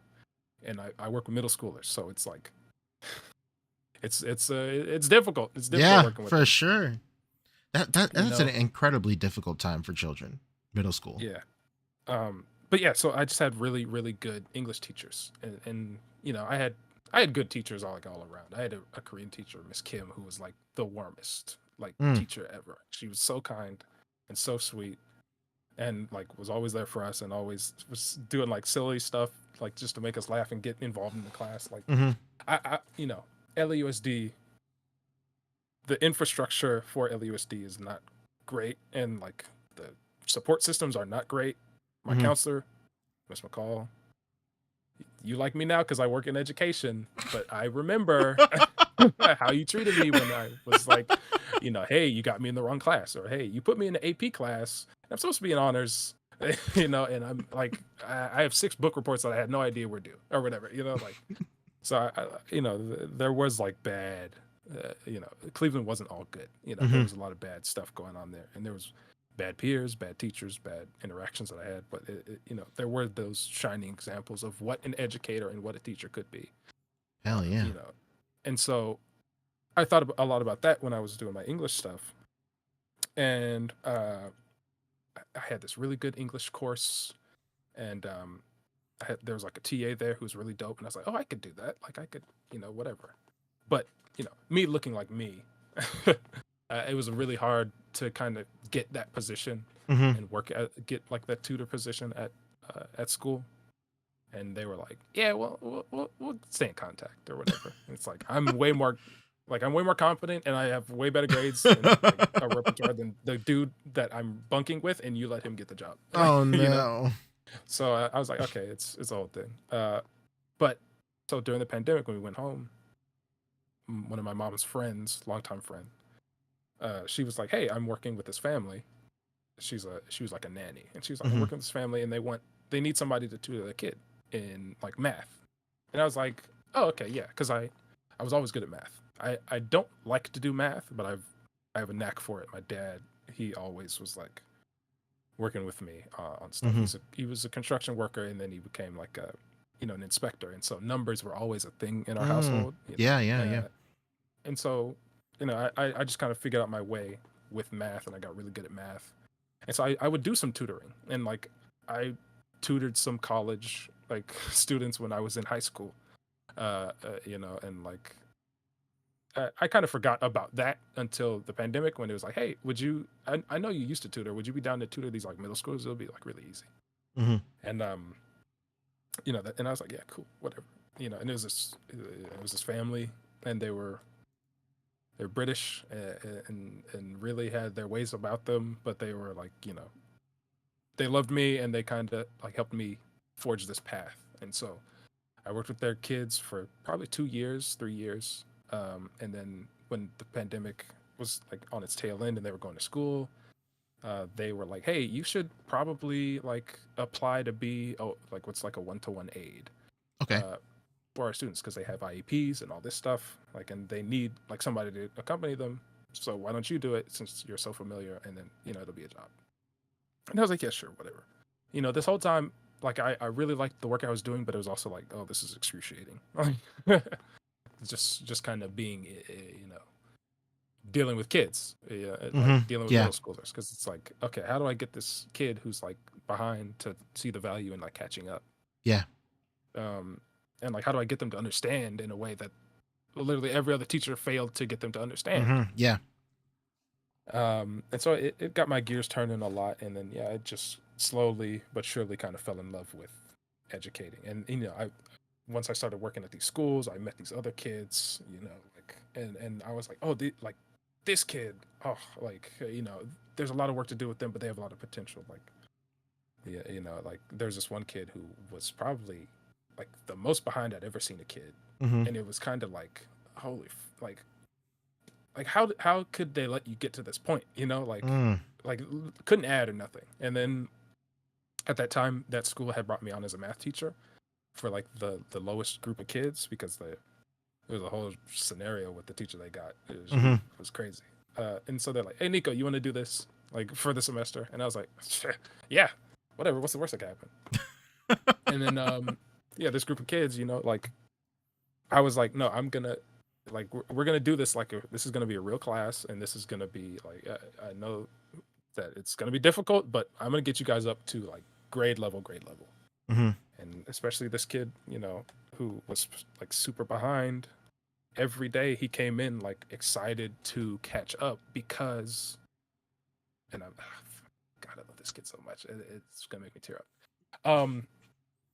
He came in every morning and was like, "Oh, like Mr. Hodge, can I do something on the board? Can you just set something up for me on the board?" So I Hell could do yeah, it?" Like, he dude. loved to work on the board, and yeah, and he became literally my best kid in that class, and like he aced the final, and like I didn't pull any punches when it came to my exams. Mhm. Like I'd be really accommodating when it was teaching time, but when it was when it was time to get down to the exam, like I'd be like, "Hey, I'm throwing you in the water. You got to figure it out." And so he did really well, and yeah, and it was time to give out awards at the end of the year for like most improved and all that stuff. And yeah, so I pinned him in for my most improved award, Oh and wow. like wrote this whole little speech, and it was really great. And he broke down on stage and like hugged me, and That's it was incredible. like, "Oh, okay, this is it." Like it was Hell that yeah. moment where I was like, "Yeah, this is it."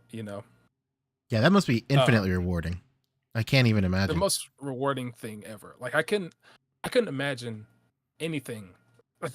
Like I could never imagine anything being for me and being as rewarding as what I like felt when I was out at West Point. Mhm. Like as much as that, I was like, "Oh, this is it for me." Like this is the dream. This is what I need to be doing. Once I got to that point with that kid, and I was and you know not like he was proud of himself, and he saw like somebody actually say, like, "You're successful, like you did it, like you're here." That was that was just that was like nothing else. That was like nothing else before. And so I found education in that, like basically like a burner job while I've kind of figured out what I was doing. Oh wow, that's Uh, incredible. Yeah. yeah, and uh, it I don't even know what to say. It's just, yeah, that forever changed me, and so that's what made me like, okay, teaching is the way. Because a bad teacher, everybody remembers their bad teachers, Mhm. because you're like, "Oh man, Yeah. whatever. Mr. Rodriguez, he blows, whatever. It's always like that. It's always like, oh yeah, he sucked. Oh, you have him? Oh, he's the worst, right? But when you have like a really good teacher, that like you'll remember them, and you'll have a Mhm. million and one things to say. You'll have a million and one memories of like, oh, I remember this. I remember this. I remember they Yeah. did this. Or, and I that's like so incredibly valuable. And like, teachers are already like super underappreciated, and I know that now more than ever. Yeah. Like being up in it and like dealing with parents who it's like, I don't think you understand like what I have to like deal with. Mhm. It's like I have to deal with not just your kid, but like 30 of your kids. Yeah. Like, and then yeah, we don't get paid nearly enough. Mm. Um, and that's another reason why like I do so many commissions and stuff. Is like I supplement, Yeah. like I supplement what little I make teaching with the custom money. Mhm. Um, but yeah, it's what I love to do.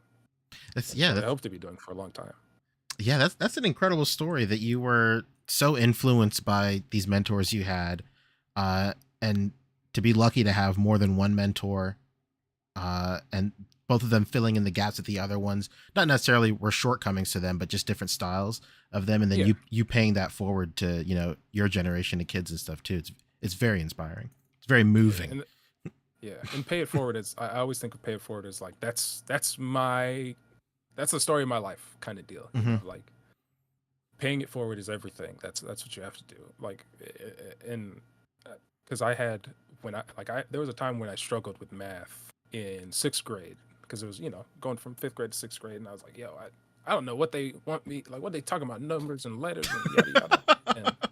And a family friend, Raphael Briscoe, he's like the greatest ever. He like tutored me, and he allowed me. He could see where I was seeing like the answer, but having the different like process of getting there, and he'd be like, okay, this is what they're gonna want you to do, right? Like, and then I see where your brain is working, like, and it's about seeing like how the kid's brain works and how they're getting to that point, so that you know how to approach the subject and be like, okay, here's how you actually like, here's where your wires are getting crossed and stuff, right? And so, and he was like, he's a Buddhist and my mom's a Buddhist, and you know, I have certain like Buddhist leanings, and so the idea is like the good that you do in the world gets multiplied tenfold. Hell yeah, right? absolutely. And so like I always, every time I see Raphael, I'm like, the good that you did for me has been multiplied more than tenfold. Like, you know, that's where I really got the beginning, as like, oh, education is important, because he would, you know, tutor me, wouldn't get a dime for it. Yeah. You know, because we didn't have an extra dime to spare, and he was just there, and it was a good environment, and I could learn, and I got the hang of it, and that's what really like slingshotted me into like math. And so yeah, it's like, you know, him doing that for me allowed me to do it for, you know, these like 60 other kids that I've worked with at this point. So That's phenomenal. Hell yeah, dude. Again, absolutely incredible story. I knew you were in education, but just hearing this firsthand was phenomenal. And like, you know, everybody in chat is bugging out, sharing stories about teachers that you know touch their lives and stuff. It's a great conversation to have, and it's so I don't even know what to say. Like, it's whenever, like in our community, whenever we do lives and stuff, like it's always so much about the toys, but I'm so happy that you took the time to really talk about something that's like just so crucially important. And then everybody else is, you know, it's nobody was like, nobody is like, everybody's super engaged. Nobody is like, all right, please move on or anything like that. So, I just want to thank you. It's incredible. So we've talked about where you started. We talked about where you are now. You touched on it a little bit, but staying with like your career for like, we'll continue with the career. With your career, where do you see yourself in the future, or where do you want to be? And then we can touch a little bit on like where do you want to be in the future of like the hobby as well. Career wise, you know, this is a kind of a running joke with me and my lady, but like, you know, as much as I love teaching, I would love to just be a stay-at-home dad more. Yes. Hell Like, yeah, dude. that's the real dream. Dude, I'm the exact 'cause- same way. Me and my wife Oh, have the yeah. exact same dream. We both want to stay at home and take it and like raise a kid. But I'm like, Yeah, neither right? of us are like, One of us gotta work, Yeah, you know? absolutely. Yeah, but I'm fortunate enough to have like my lady be like, you know, engineering and all that stuff, like, you know, so I'm like, hey, you're gonna make, you know, six figures. I'm gonna be at home barefoot cooking. That's it. The with Nico dream. Jr. You The know what I'm saying? dream, baby. Like, and she's very supportive of that dream. But I don't know. I feel like I'm gonna just be teaching. Like, I'm gonna Cool. be teaching. I don't want to get like an admin job and kind of lose that, like, because I feel like a lot of administration in schools, they kind of lose sight of why they like started Yeah. in education, you know, because it's just like so much bureaucracy, and you're so detached from the kids themselves, where like you know, you kind of forget that like the kids are humans, like, True. you know, they kind of become numbers. And Yeah, that's- absolutely. I saw a lot of that at Cleveland as well. Like, I remember there was a trip where we were going to see Hamilton, and then it was the free reduced lunch program. Like, we need a specific number of signups or whatever, some so that we could get money for renovations that would happen 10 years past the time I would graduate, basically. So they were like, oh, we need it because we need these renovations. I was like, I'm graduating in like 3 years. You're not going to be done by then. Like, so what's it got to do with me? And also, you know, very prideful kind of. My dad was like, I'm not taking that, yada yada. So, and also he just didn't want to fill out the paperwork. So, Be like that. but yeah, they pulled me out of volleyball practice one day and were like, hey, you're going on that Hamilton trip, and I was like, yeah, I'm you know, it's gonna be pretty cool. And they were like, well, not if you don't sign up for the free reduced meal program. And I was like, yo, what? Like, oh, so we just blackmailing now? Like, Yeah, that's what we're doing? And they're like, oh, just sign up for the room, yada yada. And I was like, okay, cool. Is that all you brought me in here for? It's like to threaten me. And then they were like, oh well, we just wanted to let you know. And I was like, okay, It's cool. not a And I threat. left. Yeah, and so as soon as I got back to the gym, they're like, hey, what did they call you for? And I was like, yeah, hold on. Picked up my phone immediately. Mama, they threatened me up here. My mom, came down big blood. We're in a red Converse and was like, yeah, what's going on? Why you threatening my son? And Incredible. they lied through their teeth. What? Oh no. We would never. Miss Slaughter. I know. Ooh. That's it. Ooh, Yeah. You're an evil lady. Yeah, she was like, she tried to make me look like I lied to my mom. But luckily my mom knows me and knows like, what I be joking around like that for. And so she was like, my son's going on that field trip and he's not signing up for the program, so figure it out. And yeah, I went on that field trip and the funniest thing is they needed somebody who was well spoken and was camera ready to like talk on the local news and represent our school and be like, oh, what does this trip mean to you? Because it was it was like a free thing handed out to schools. And they were like, who can we get? Nico, right? And so they pulled me up and I was like, yeah, cool. And then they're like, oh, what do you think? And blah, blah, blah. I gave this whole like kind of spiel and I was on the news, but they said I was Nico Hodge of Menendez High School instead of Cleveland High School. Menendez was like a black high school, like a very black high school who was also there that day. And I was like, oh, that's the ultimate, like revenge, like, yeah, they pulled me so I can make Cleveland look real good. And I made Menendez look great. But yeah, so I don't want to be an admin because I feel like you kind of lose that, you lose that connection with the student body and true. You're so preoccupied with all this other stuff. Yeah. So ideally, I'd stay teaching. Rewinding a bit back to when your mom came in and set the staff straight. There's nothing better than like having your parents come in and come to bat for you, man. Like especially with school, dude. Because like especially what grade was this? You were in high school, middle school? What was this? This was sophomore year. Okay, yeah. So especially junior year or something in high school, I have a lot in common with BB Gardner in chat. I was a little rebellious as well in high school, but and I just hated the staff and like I hated my school. But like I was there to like learn. I guess I don't know. Like but yeah, and that's how I felt up until like I got those 2 English teachers. Really true. Yeah, very true. I hated everybody. I was absolutely. But like so at my school we had like a job program just right off like the campus right next door, but every school in our district went to this, so it was a shared space for every school in our district. We just happened to be the school that it was right next to it. It was called Career Center where I'm from. And my sophomore and senior year, I went to Career Center for graphic design. So my school was split up into 4 periods. Third and fourth period, or first and second period, would be I would go to the other campus and I would just hang out there. Whenever it was so different at my school because we shared the same campus basically. So attendance was like kind of strange too. It really just depended on who your teacher was or whatever. But I remember one year, it was my senior year.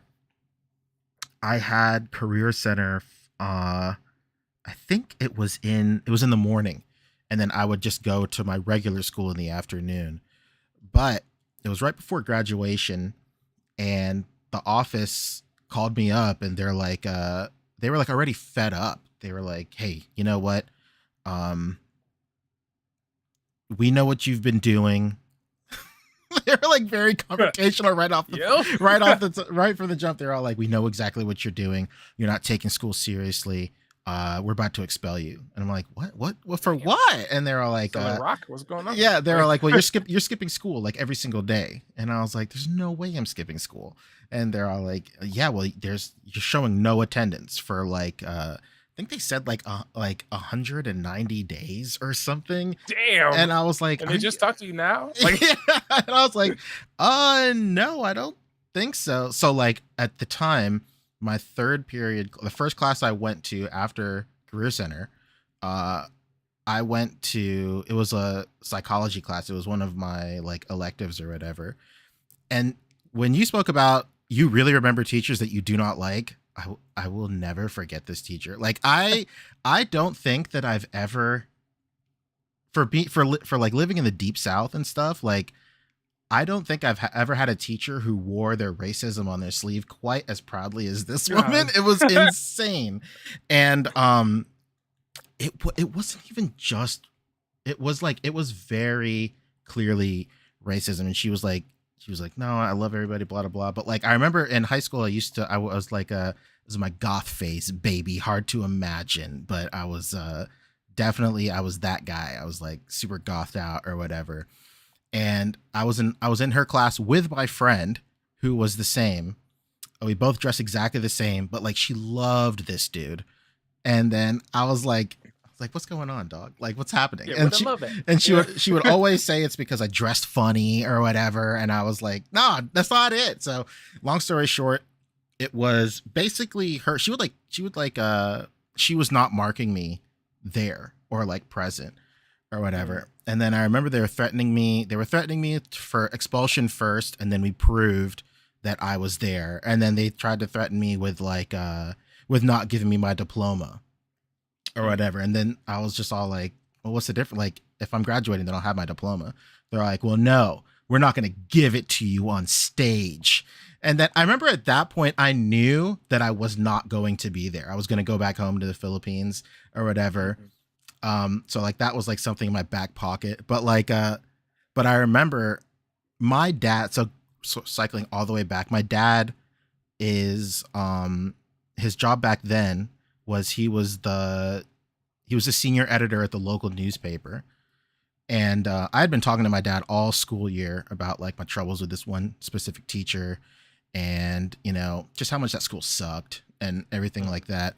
And then my dad like came in to that office and like threatened to like write basically like an exposure piece on this school for targeting you know, people like mixed race kids and stuff. And my dad's like Indian, from like Burma. And he was just all this was like not right around, but like this was maybe like a couple of years after like 9/11 and stuff. And like even during like 9/11, there was like a lot of prejudice in that town that we lived in too. So like my dad got like a lot of like, my dad was like exposed to like a lot of that bad stuff just because of the people in that town. But like he just like stormed into that office and just like basically threatened these people with like this hit piece. And then they just like left me alone for the rest of the year. And like the only thing they would do was just all like they're like, well, you got to keep in line, otherwise we won't let you walk during your graduation. And I was like, bro, I'm gonna be on a plane thousands of miles away. I could care less. But yeah, it's wild. Like it's crazy, especially when you're a teenager. You're kind of going through that point in your life where you kind of just want to like separate yourself from your parents or something. And then or like it's not cool to like rely on your parents and whatnot. It's not cool to tell your mom. Yeah. You know, and but be then like, hey, can you come down? Yeah, but it's such a rewarding feeling to know that your parents like it's such a rewarding feeling when your parents come through and like step in for you, especially when you're at that age and you feel like nobody really like cares about you and whatnot. So Yeah. That's really cool that you had a similar experience as well. Yeah. Parenting, like, and that's the thing about parents, man. It's like, you know, you could have 1,001 frustrations with your parents, but like it'll be like that one thing that you never expected, Mm-hmm. where it's like, oh, I didn't know you really loved me that much, like, you know, or like, you know, and like my relationship with my parents has kind of evolved like so much over Mm-hmm. the years, you know, like, because like I always said, like, you know, during the whole West Point process, like, one, I was in a very bad like mental headspace, but like that was the most proud my dad has ever been of me, Hell yeah, dude. you know. And I was like, oh man. And so like coming home and being like, it ain't happening, that I was like, obviously he never like loved me any less, Mhm. right? He never like voiced any disappointment or whatever. It was just like in my mind I was like, oh, like he never expressed such pride and like care for what I had going on until then. Mm.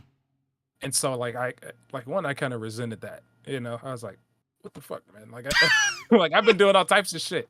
Like I've been doing everything over these years, and like this is the one where I could probably die, like or like this the one you care about? Like this is what you proud of me for? Like, all right, cool, I guess, but and yeah, and my mom, she's always been, like, and I say like probably the like injury was like a product of her prayer or something. Like she was definitely praying. She was definitely praying on my downfall. Like, you know what I'm saying? She was like, oh, he had asthma when he was like 7. Like, like I was like, damn. You know what I'm saying? But yeah. So I love my parents to death, and especially nowadays, like as I deal with kids more and more, and as I kind of like come into adulthood, whatever that means, like more and more, I get this new understanding of my parents and like how they made shit work. Yeah.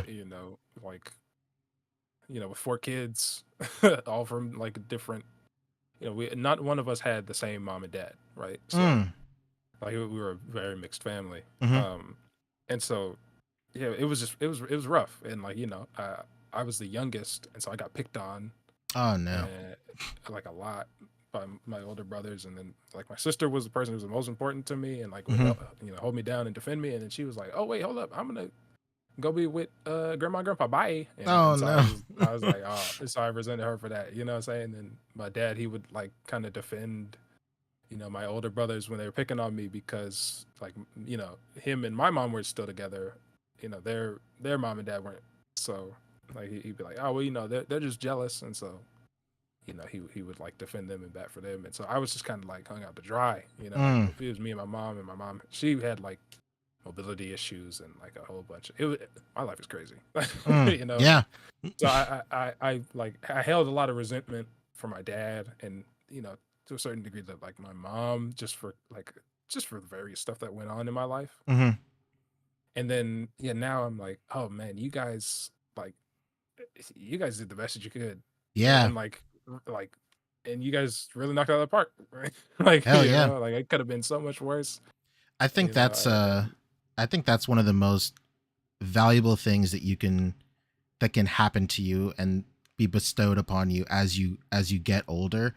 Just truly admiring what your parents have done for you, and like having the mental maturity to see it from their point of view. Something that truly just isn't possible when you're younger. Yeah. And like I just because I have a similar I had a similar situation as well, where like all of a sudden, like one day it just like immediately hit me, just like how much sacrifice and how much effort and all that stuff that your parents put forth. And like as a kid, it's so easy to just get mad at your parents about like the stupidest shit. I like one of the most regretful things I've ever done in my life was I called my dad a cheapskate because he didn't want to buy me an N64, and that's crazy. That's a little nuts. Yeah, well, I got reprimanded immediately. But like, and like my dad would always tell stories about like he would always come home and he would like I would talk about like school lunch or whatever, and my dad would always hit it with the classic like parent thing, like, you know what I had today? Like he would always like just like completely blow like his shortcomings out of the water. You know what I had for lunch today, son? I had water and noodles and no flavor in the noodles. It's just water and noodles. And I'm like, don't make me feel bad about my corn dogs I had at school, man. But yeah, it's crazy. Just how much of a humbling experience it is to like truly finally understand like your parents, like truly understand like how they really tried to put their best foot forward. And the closer you get to their age when they had you, like the more and more you connect with them in that headspace. And I think that's like incredibly valuable. Yeah, I forget where like there's this thing that always sticks in my head, and it's stuck in my head for years. And each time I focus on a different part of it. But like, it's the idea that when you're a kid, you revere your dad as like a god, basically. It's like, oh, he's like 1,000 feet tall, and he could lift any heavy thing. My dad could beat up anybody, dad. And then you get older, and you kind of like you resent your dad for like whatever shortcomings you would see. And then you get even older, and you like pity your dad, and you're like, oh man, like I was so like I had no idea. Yeah, like exactly. I had no idea. And like I was so like hostile for really like no reason or not no reason, but like like it wasn't proportional, Yeah. And then you get even older and you like understand your dad, and, Truly. and you get back to revering him, and so that's how it is, with my dad, because I love him to death, and like every day I'm like, because he really made that shit work. Like I need to give my dad his flowers, like, and I need to give him his flowers more. But like he really kind of made being a dad work for somebody who never had a dad.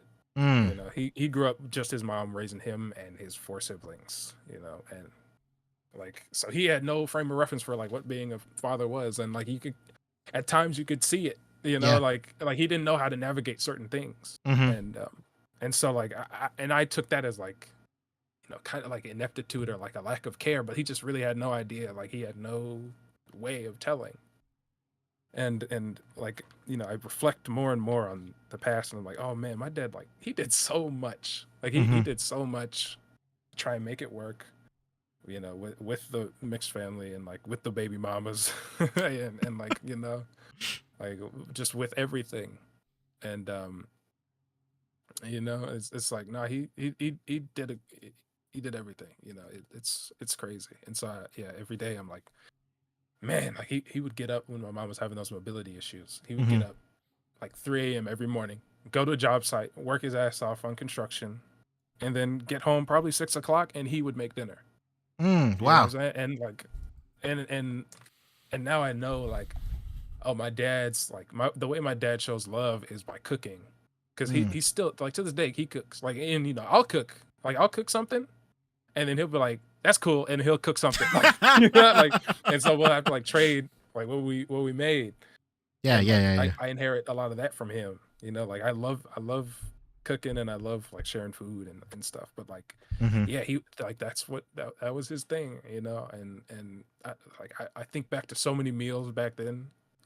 I joke a lot about like every day we ate ground beef and potatoes, like which my dad, he knows how to make probably 7 things amazing, and he doesn't really branch out.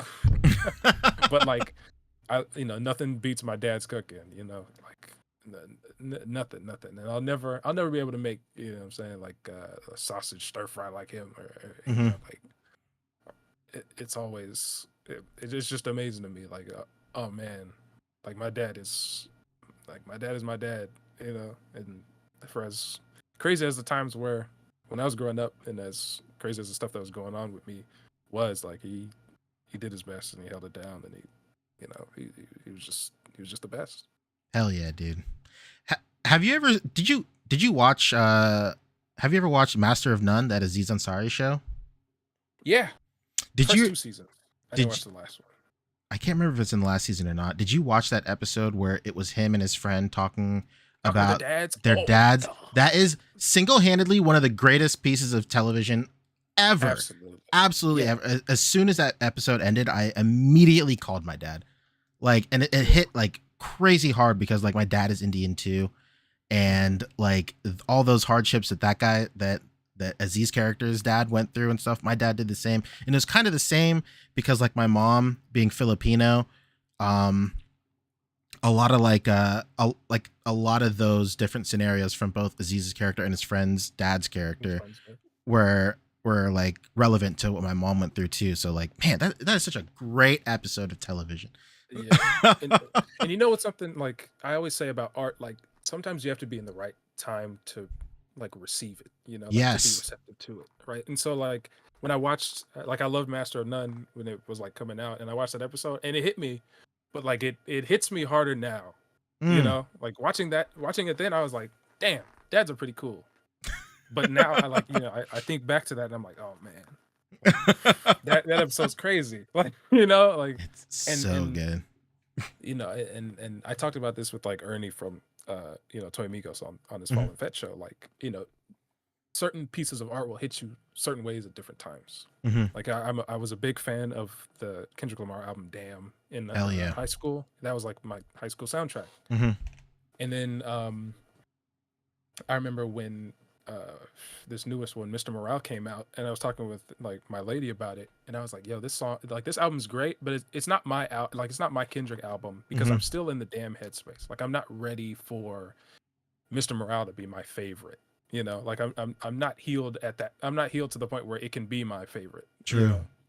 And she was like, oh, okay. And like we always have these kind of conversations.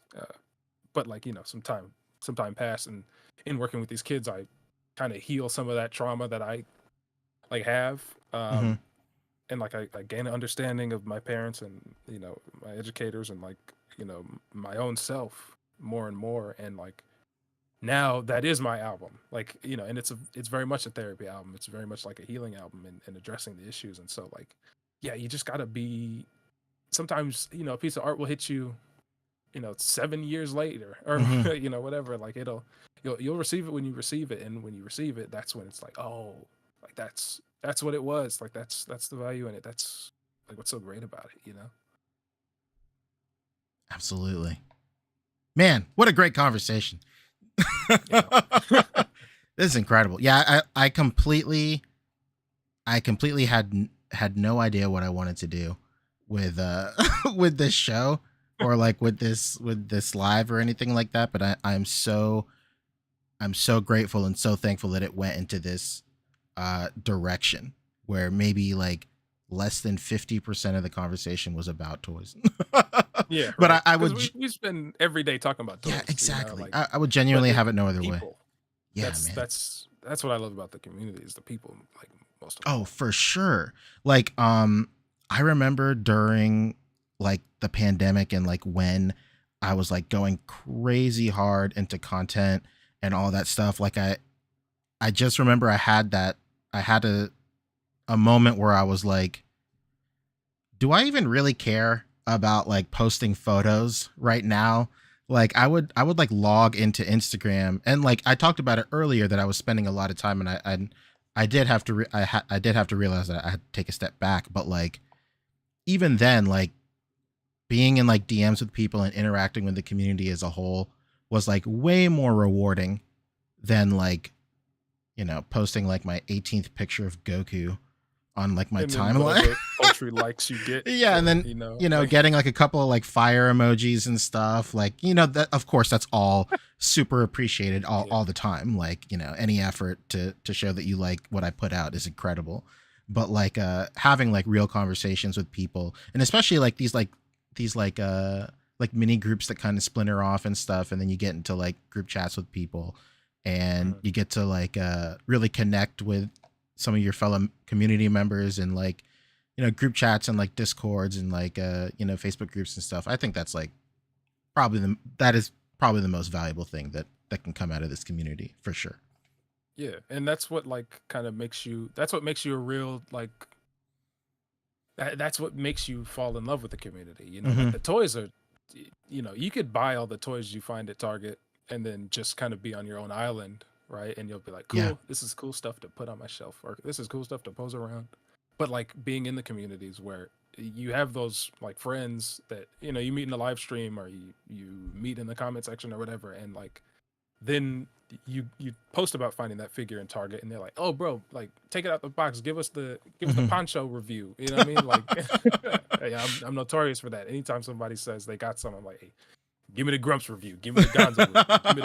Give me the Hankin review. You know what I mean? Like, like, come on. Like, I want to see, and you get those relationships with people and these like deep friendships where, I've known a lot of the Tuesday Crew guys for going on like 3 years now or whatever. Hell like, yeah. Mm-hmm. and every day we're talking and I'm hooking them up with something and they're hooking me up with something, or it's like, hey, I'm going down to SDCC. Anybody need this? And I'm like, hey, forget about plastic. Give me that. Like, get the Ryu for me. That's it. Like, yeah. So yeah, it's just the community is what makes like this hobby so much fun, is because you have all these people that you can talk to about the thing that you love, right? Because you could love the thing and just have it sit. I remember keeping like my love for toys a secret. I never went through the phase where, like I said, I'm done with toys. But I did go through a phase where I was like, all right, let me keep this low key. Let me not. You know what I'm saying? Like let me not. I don't want to scare the maidens with the toys. So, but yeah, now it's like, no, like it's so much. Like it adds so much. It adds another dimension to the hobby. Yeah. To have these kind of friendships and these like this community. Absolutely. I was having a conversation with one of my friends who's not in the toy community. She's an artist, and like we met on Vine, and Sheesh. Yeah, that's a throwback, huh? Vine. We met on Vine, and she has like a great following now, but she was like really struggling with content creation and the algorithm and all that stuff. I want to say like a year or two ago, and I remember having an incredible conversation with her about how social media now and like the grind and all that stuff now, for me personally, has become less about like putting out this like single-handedly some of the best stuff that I think I'm capable of. That's still a part of the equation for sure, but it's become less of that and become more of, I just want to share stuff that I know my homies are gonna see, and like I just want to talk about it with them. Yeah. Like because like it's everybody always talks about like it's not about the likes or whatever. To a certain point, like it's nice to be Just to be recognized. Yeah, recognized. It's nice to kind of like, yeah. Oh, this blew up. Yeah, absolutely.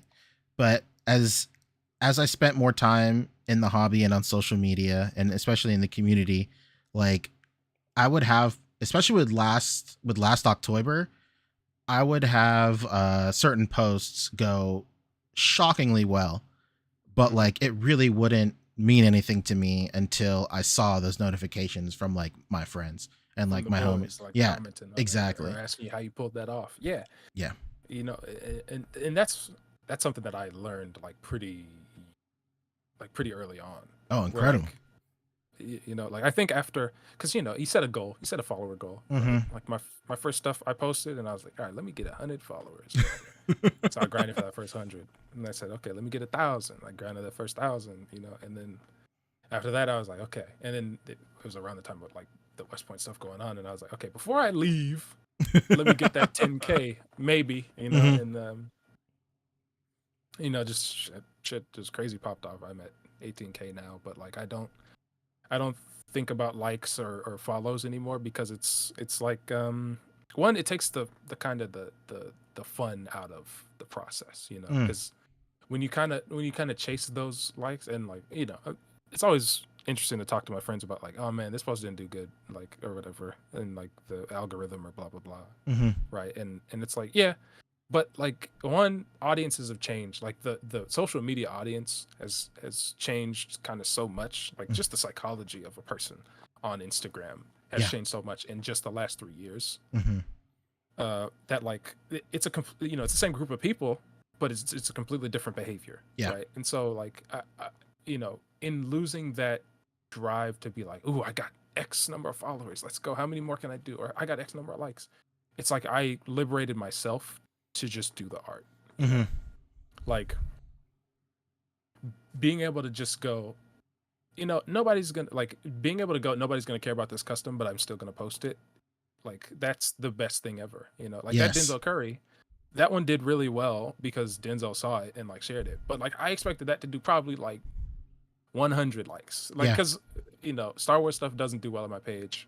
I haven't done Star Wars stuff in a minute, but like if I want to, I will do it, But like when I did that Denzel, it was like, yo, who is this for? It's for Nico. Like, it's for me, myself, and I. And so I did that one, and it was a lot of fun, and yeah, it got some traction. But like that I look back at that post so much and I'm like, yeah, that was fun because I got a lot of people who were like, yo, you listen to Denzel too? Like, oh, what's your favorite song? Which album got you? You know what I'm saying? Mhm. Don't say Ultimate. You know what I'm saying? Like, don't say Ultimate's your favorite. You know, hit me with something else. But like, yeah, it's just once you kind of realize, like, I value comments, like genuine comments of like, Yes. oh, how'd you do this, or oh, this is really dope because this connects to this thing I really like, or blah, blah, blah. Like, I Absolutely. value those. One of those is like worth 7,000 likes, like 10,000 Mhm. likes. I really don't care about the likes anymore. And like, you know, it always sounds cliche, and it's always like, oh yeah, of course you would say that because you know your Hobie did 40,000 and you have like Mhm. 18,000 followers, but it's like no, because I spent so much of my time like during the pandemic chasing the numbers, and I realized how like little it really fulfilled Yeah. like anything in me, and like it, you know, like so I realized like I started this for the art, you know, like I Mhm. started this for the customs, and then along the way I kind of lost it trying to chase numbers. It's like no, like you got to go back to doing it purely for the art, and that's what I do now. You know, Hell yeah. it is nice to make a little bit of money Absolutely. by selling stuff, Absolutely. but like at the end of the day, I loved the Hobie character, and like as soon as I got out the theater that Thursday night, I was like, "Yo, Chris, I need you to make a sculpt," you know, and then and he was like, "Oh, hold on, let me watch it." Like, he's like, "Let me watch the movie so I can see what you're talking about." And he was like, "Yo," and then you know, 7 hours later, he had a sculpt out, and Oh then my you know, gosh, he sent it to incredible. me, and I painted it up. Right, like I really get passionate about certain characters. Like I watched No Country for Old Men a little bit ago with my lady, and now I'm making Oh, let's whoop, go. Let's I'm go. making a guy. He's a little blown out, but yeah. So I'm making Anton. I'm making a Zod from Man of Steel because I love like Zod's characterization in that movie. Oh my gosh, Making me a too. Tony Soprano. Like I'm doing all types of wacky stuff. And I'm working on like original character stuff. Like you know, I want to do a comic.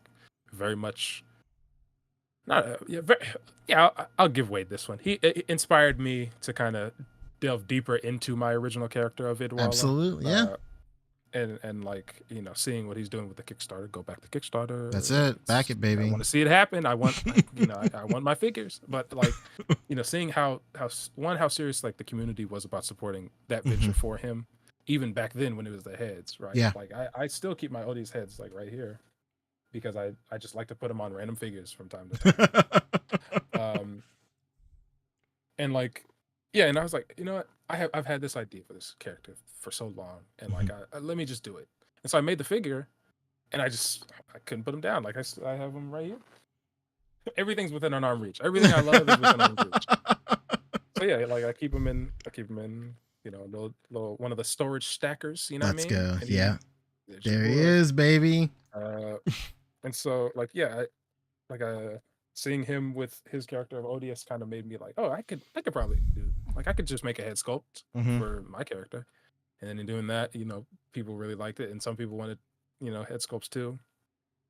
And then I got art pieces made because I love the character so much, you know, my own creation, like, and so I have them, and I want to get more, and I have all these stickers, and you know, I have this one sticker. It's this one was designed by my lady, and it's like the silhouette of his big ass head on Okay. like a paint splatter background. I Oh, think okay. have I ever given you one of these? No, I don't think you did those when you gave those to me. Yeah, but it says imagination is the fabric of life, and Incredible. that's a bar from the Last Emperor, Hell yeah. from Do You Remember? And that's a song that is very important to me, and that's like a line that's very important to me, and so like, Mhm.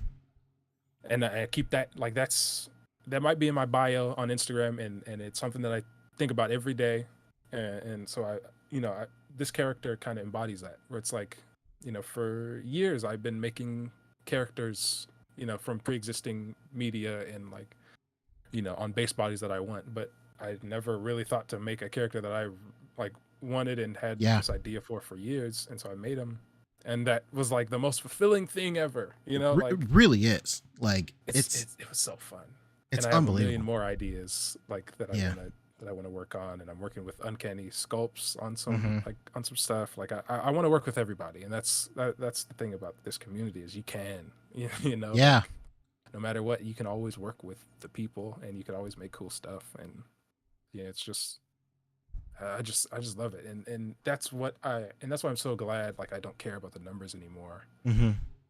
Is because I can do like the fun stuff, like Yeah.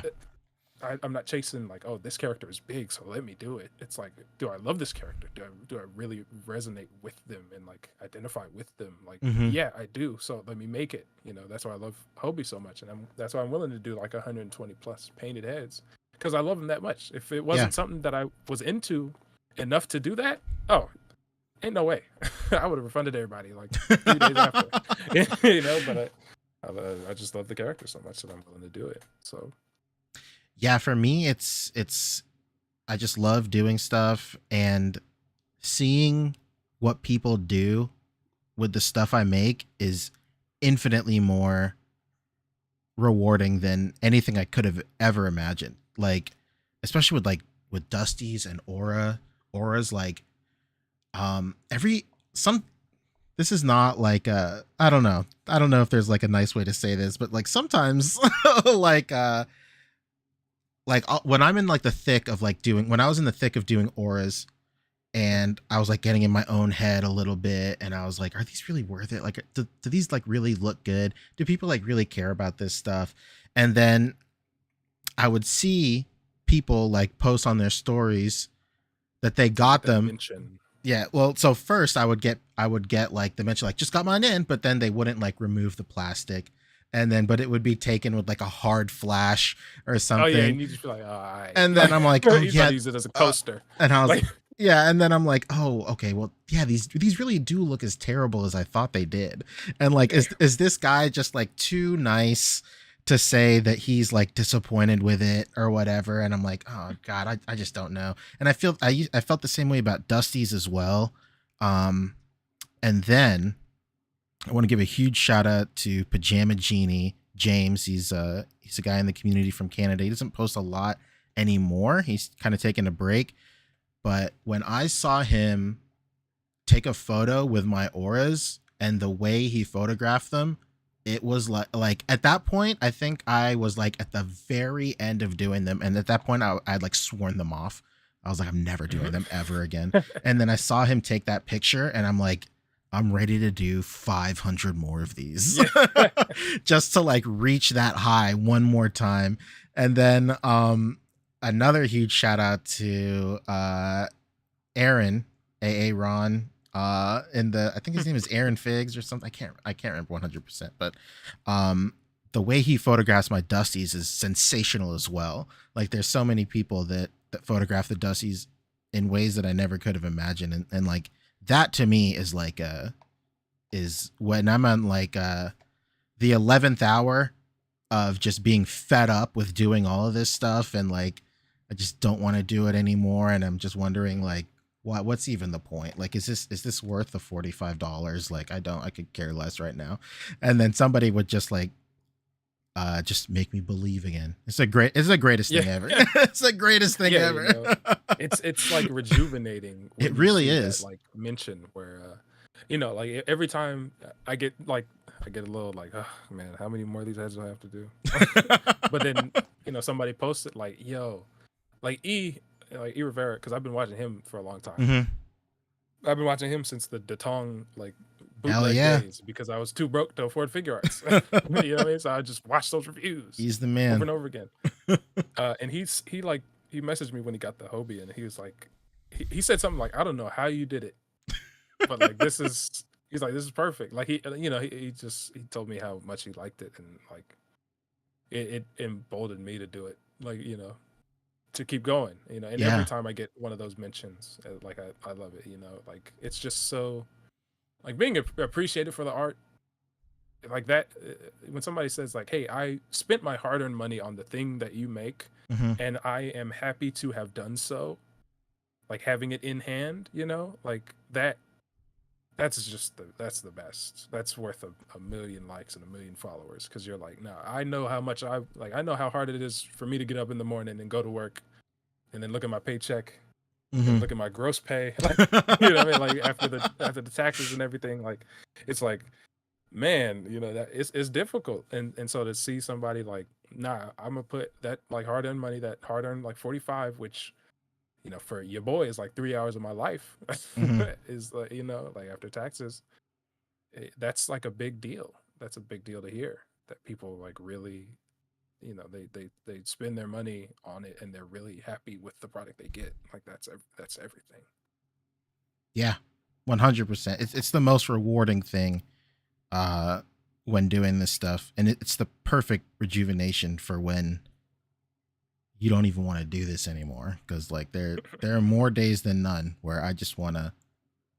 I will openly say on air, like in the ACBA podcast or like in my Discord, like, hey, I hate selling stuff. Like I just straight up hate it. Like I don't want to do it anymore or anything like that. But then that stuff immediately gets me back to like 110% Yeah. for sure. Absolutely. Hell yeah, man. This was an incredible conversation. I couldn't have asked for anything better. The last thing I can ask you to do is just talk about yourself a little bit more, like let people know what you have going on, and stuff that you might want to do in the future. I guess I don't know. Yeah. So I'm Nico, aka Dima, aka Artman. A million aliases. Just don't call me late for dinner. But yeah, so I'm always creating stuff. Like I'm always making customs. Even though you might not see it, I'm always working. Like I'm always working. And so I'm hopefully gonna have something up tonight or tomorrow, just so that people remember that I'm alive. But yeah, I've got stuff in the works. I've always got original stuff in the works. I've always got custom stuff and hoping to get my secret summer swap in tonight. Oh, let's go. And so I'll be able to show that off. And yeah, I'm gonna hopefully do some more YouTube stuff. Like I wanna build up like a kind of like an archive of kind of how-tos and tutorials and tips and tricks and stuff, like so I could leave that behind for the future customizers, like kind of like Glenn did. Yeah. Like just a library for people to be like, damn, how do I do this? Oh yeah, Artman did a custom like that X number of years ago. Let me run it back. So I want to do more of that, even though I don't know the first thing about camera work or filming. Like I'm just using my phone. That's why I've been following the ACBA community since I was, before I was a teenager. When I was 12, I was watching ACBA. Oh my goodness. I was paying attention. And then, here I am now. That's it. So many years later, still haven't taken a damn photo. That's fine. That's totally fine. I love it. I love ACBA, but I just ain't got the stomach for it. So I'll figure out how to, take a clean video of some stuff that I do. That's it. Just jump right in. That's all. That's all you need. Yeah, put that up. But yeah, and then I got stuff I want to write. I got stuff I want to sculpt some more stuff. Yeah, yeah, right. Because you were the young kid. I remember I related to you because I was like, young. Hey, he's the young guy. You were young. I was the young man. I remember Boog referred to me as, we were talking about, because I made his YouTube intro, and he goes, yeah, we used to have another young guy doing it, but then he got busy with school. And I was like, that's right, I am young.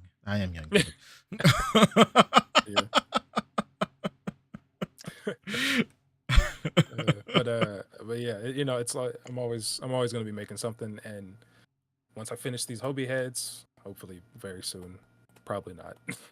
I'm gonna just take a step back from selling.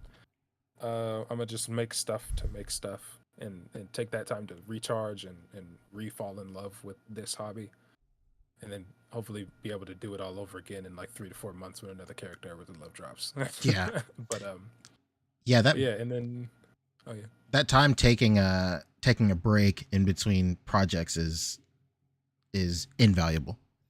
Like just recharging yourself and getting in touch with doing stuff for yourself is more rewarding than I think anybody can even articulate. Yeah, and like that's one thing that people always ask me is like, how do I deal with burnout? And it's like, one, I just have like if I don't have it in me to just sit around. Yeah. So like if I ever have a dead moment, I'm gonna be working on something. Like I'm gonna be painting, or I'm gonna be slicing a file so I could print it, or I'll be doing something. And like that's one, it's very unhealthy. I wouldn't recommend that. Yeah. I'm just a freak that can kind of make it work. But just take a step back. You don't have to completely like be like, I'm done with customizing for X amount of time. But like sometimes I just take a day and I'll sit on my couch and read comics, because you got to recharge like your creative batteries with something else. Or just watch a movie. Like I'm watching movies that I was too young to watch when they came out all the time. Like No Country for Old Men. I watched that and I was like, yo, that's crazy. I want to make a custom with a serial killer dude. Like, so it's always something. So yeah, always be recharging your batteries. So kind of keep burnout at bay, because you never want to kind of get tired of the thing you love. That's one thing I always want to say. And then besides that, go support the Odious Kickstarter. I want it to happen. I've been kind of slacking on my promotion just because I've been away from the gram like grind, but it's like 9 days out, I believe, from the close or something like that. And yeah, I would love to see it happen, because I've got like 4 on order, and I've always been pushing Wade to get the figure done, and like, hey man, get on it, get it made, despite him refusing my assistance. When I was like, hey, I can print for you, and I like have good resin and yada yada, and he's like, nah, I gotta get it professionally done. And then he's holding like an Odious that is barely held together. Oh no. With like glue spots or whatever. But hey, it's all love. I want to see the figure done. You know what I'm saying? It ain't Tuesday Crew if we ain't shitting on each other. So absolutely, Wade, you got it. It's gonna happen, but I want to see it happen sooner rather than later. And yeah, that's about it. Thanks for having me on, Punch. Like, of course, dude. I've always, we have our little sporadic kind of text conversations, but like talking to you face to face. Let's go. It's like this is, nothing compares to it. Oh my goodness, thank could map to what this was. So, thank you, my friend. Likewise as well. But yeah, are you gonna be at SDCC this year or no? I'm gonna try and make my way down there. I don't have a ticket. Okay. But, I know a couple other cats that don't have a ticket either. So they'll get in. You'll get in. But if anything, people. we'll hang out. Bro, please. Yeah. Are you done with your badge? Like, what's going on? Yeah, you know what I'm saying? Yeah. Oh, you going to get some food? Let me hold it. Let me get it. Exactly. There's always a way in to the con. Always. Yeah. So yeah, well, I'll be down there, and then I'll finally get my hug, baby. Let's go. Full embrace, reluctant to let go. Absolutely. Yes, Well, dude, I cannot thank you enough. Once again, this has been a super long time coming, and I couldn't be happier with not only the fact that it happened, but the way that it came out. Much like you were talking about earlier, like I can't just sit still. I was off work all week. My entire company, so little. We have such a small company that during 4th of July, everybody just takes a super long vacation. So one year, the owner was like, you know what, we're just closed for the week because nobody's gonna be here anyway. So we're closed all week. And then, dude, on Monday or like maybe even Sunday, I was like, I want to do this thing for real, and like this is all I've been doing since for my whole break. So I couldn't be happier with the way that it turned out. I couldn't be happier with the conversation we had, the interaction with everybody in the chat that held it down.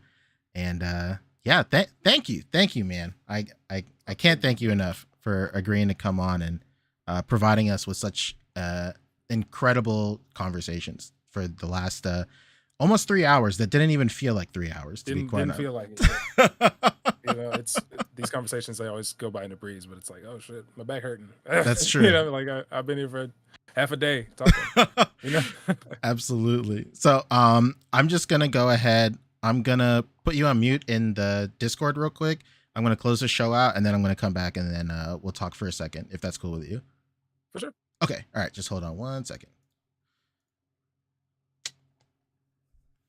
All right, cool. Hell yeah, dude.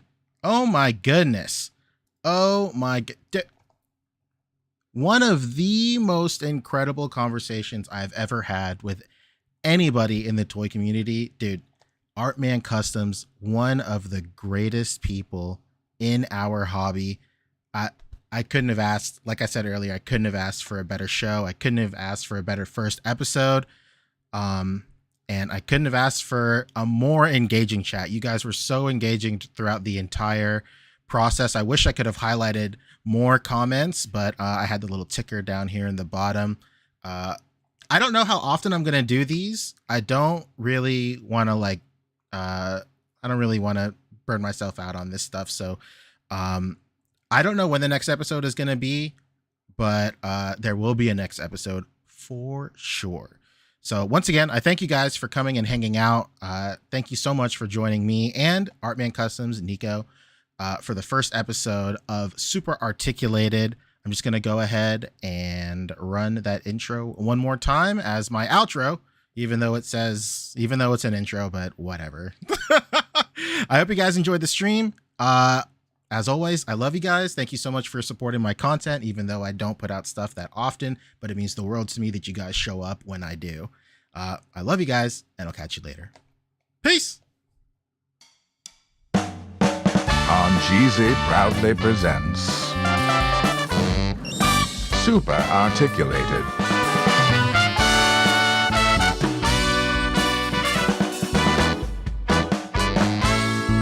With tonight's special guest, Artman Customs.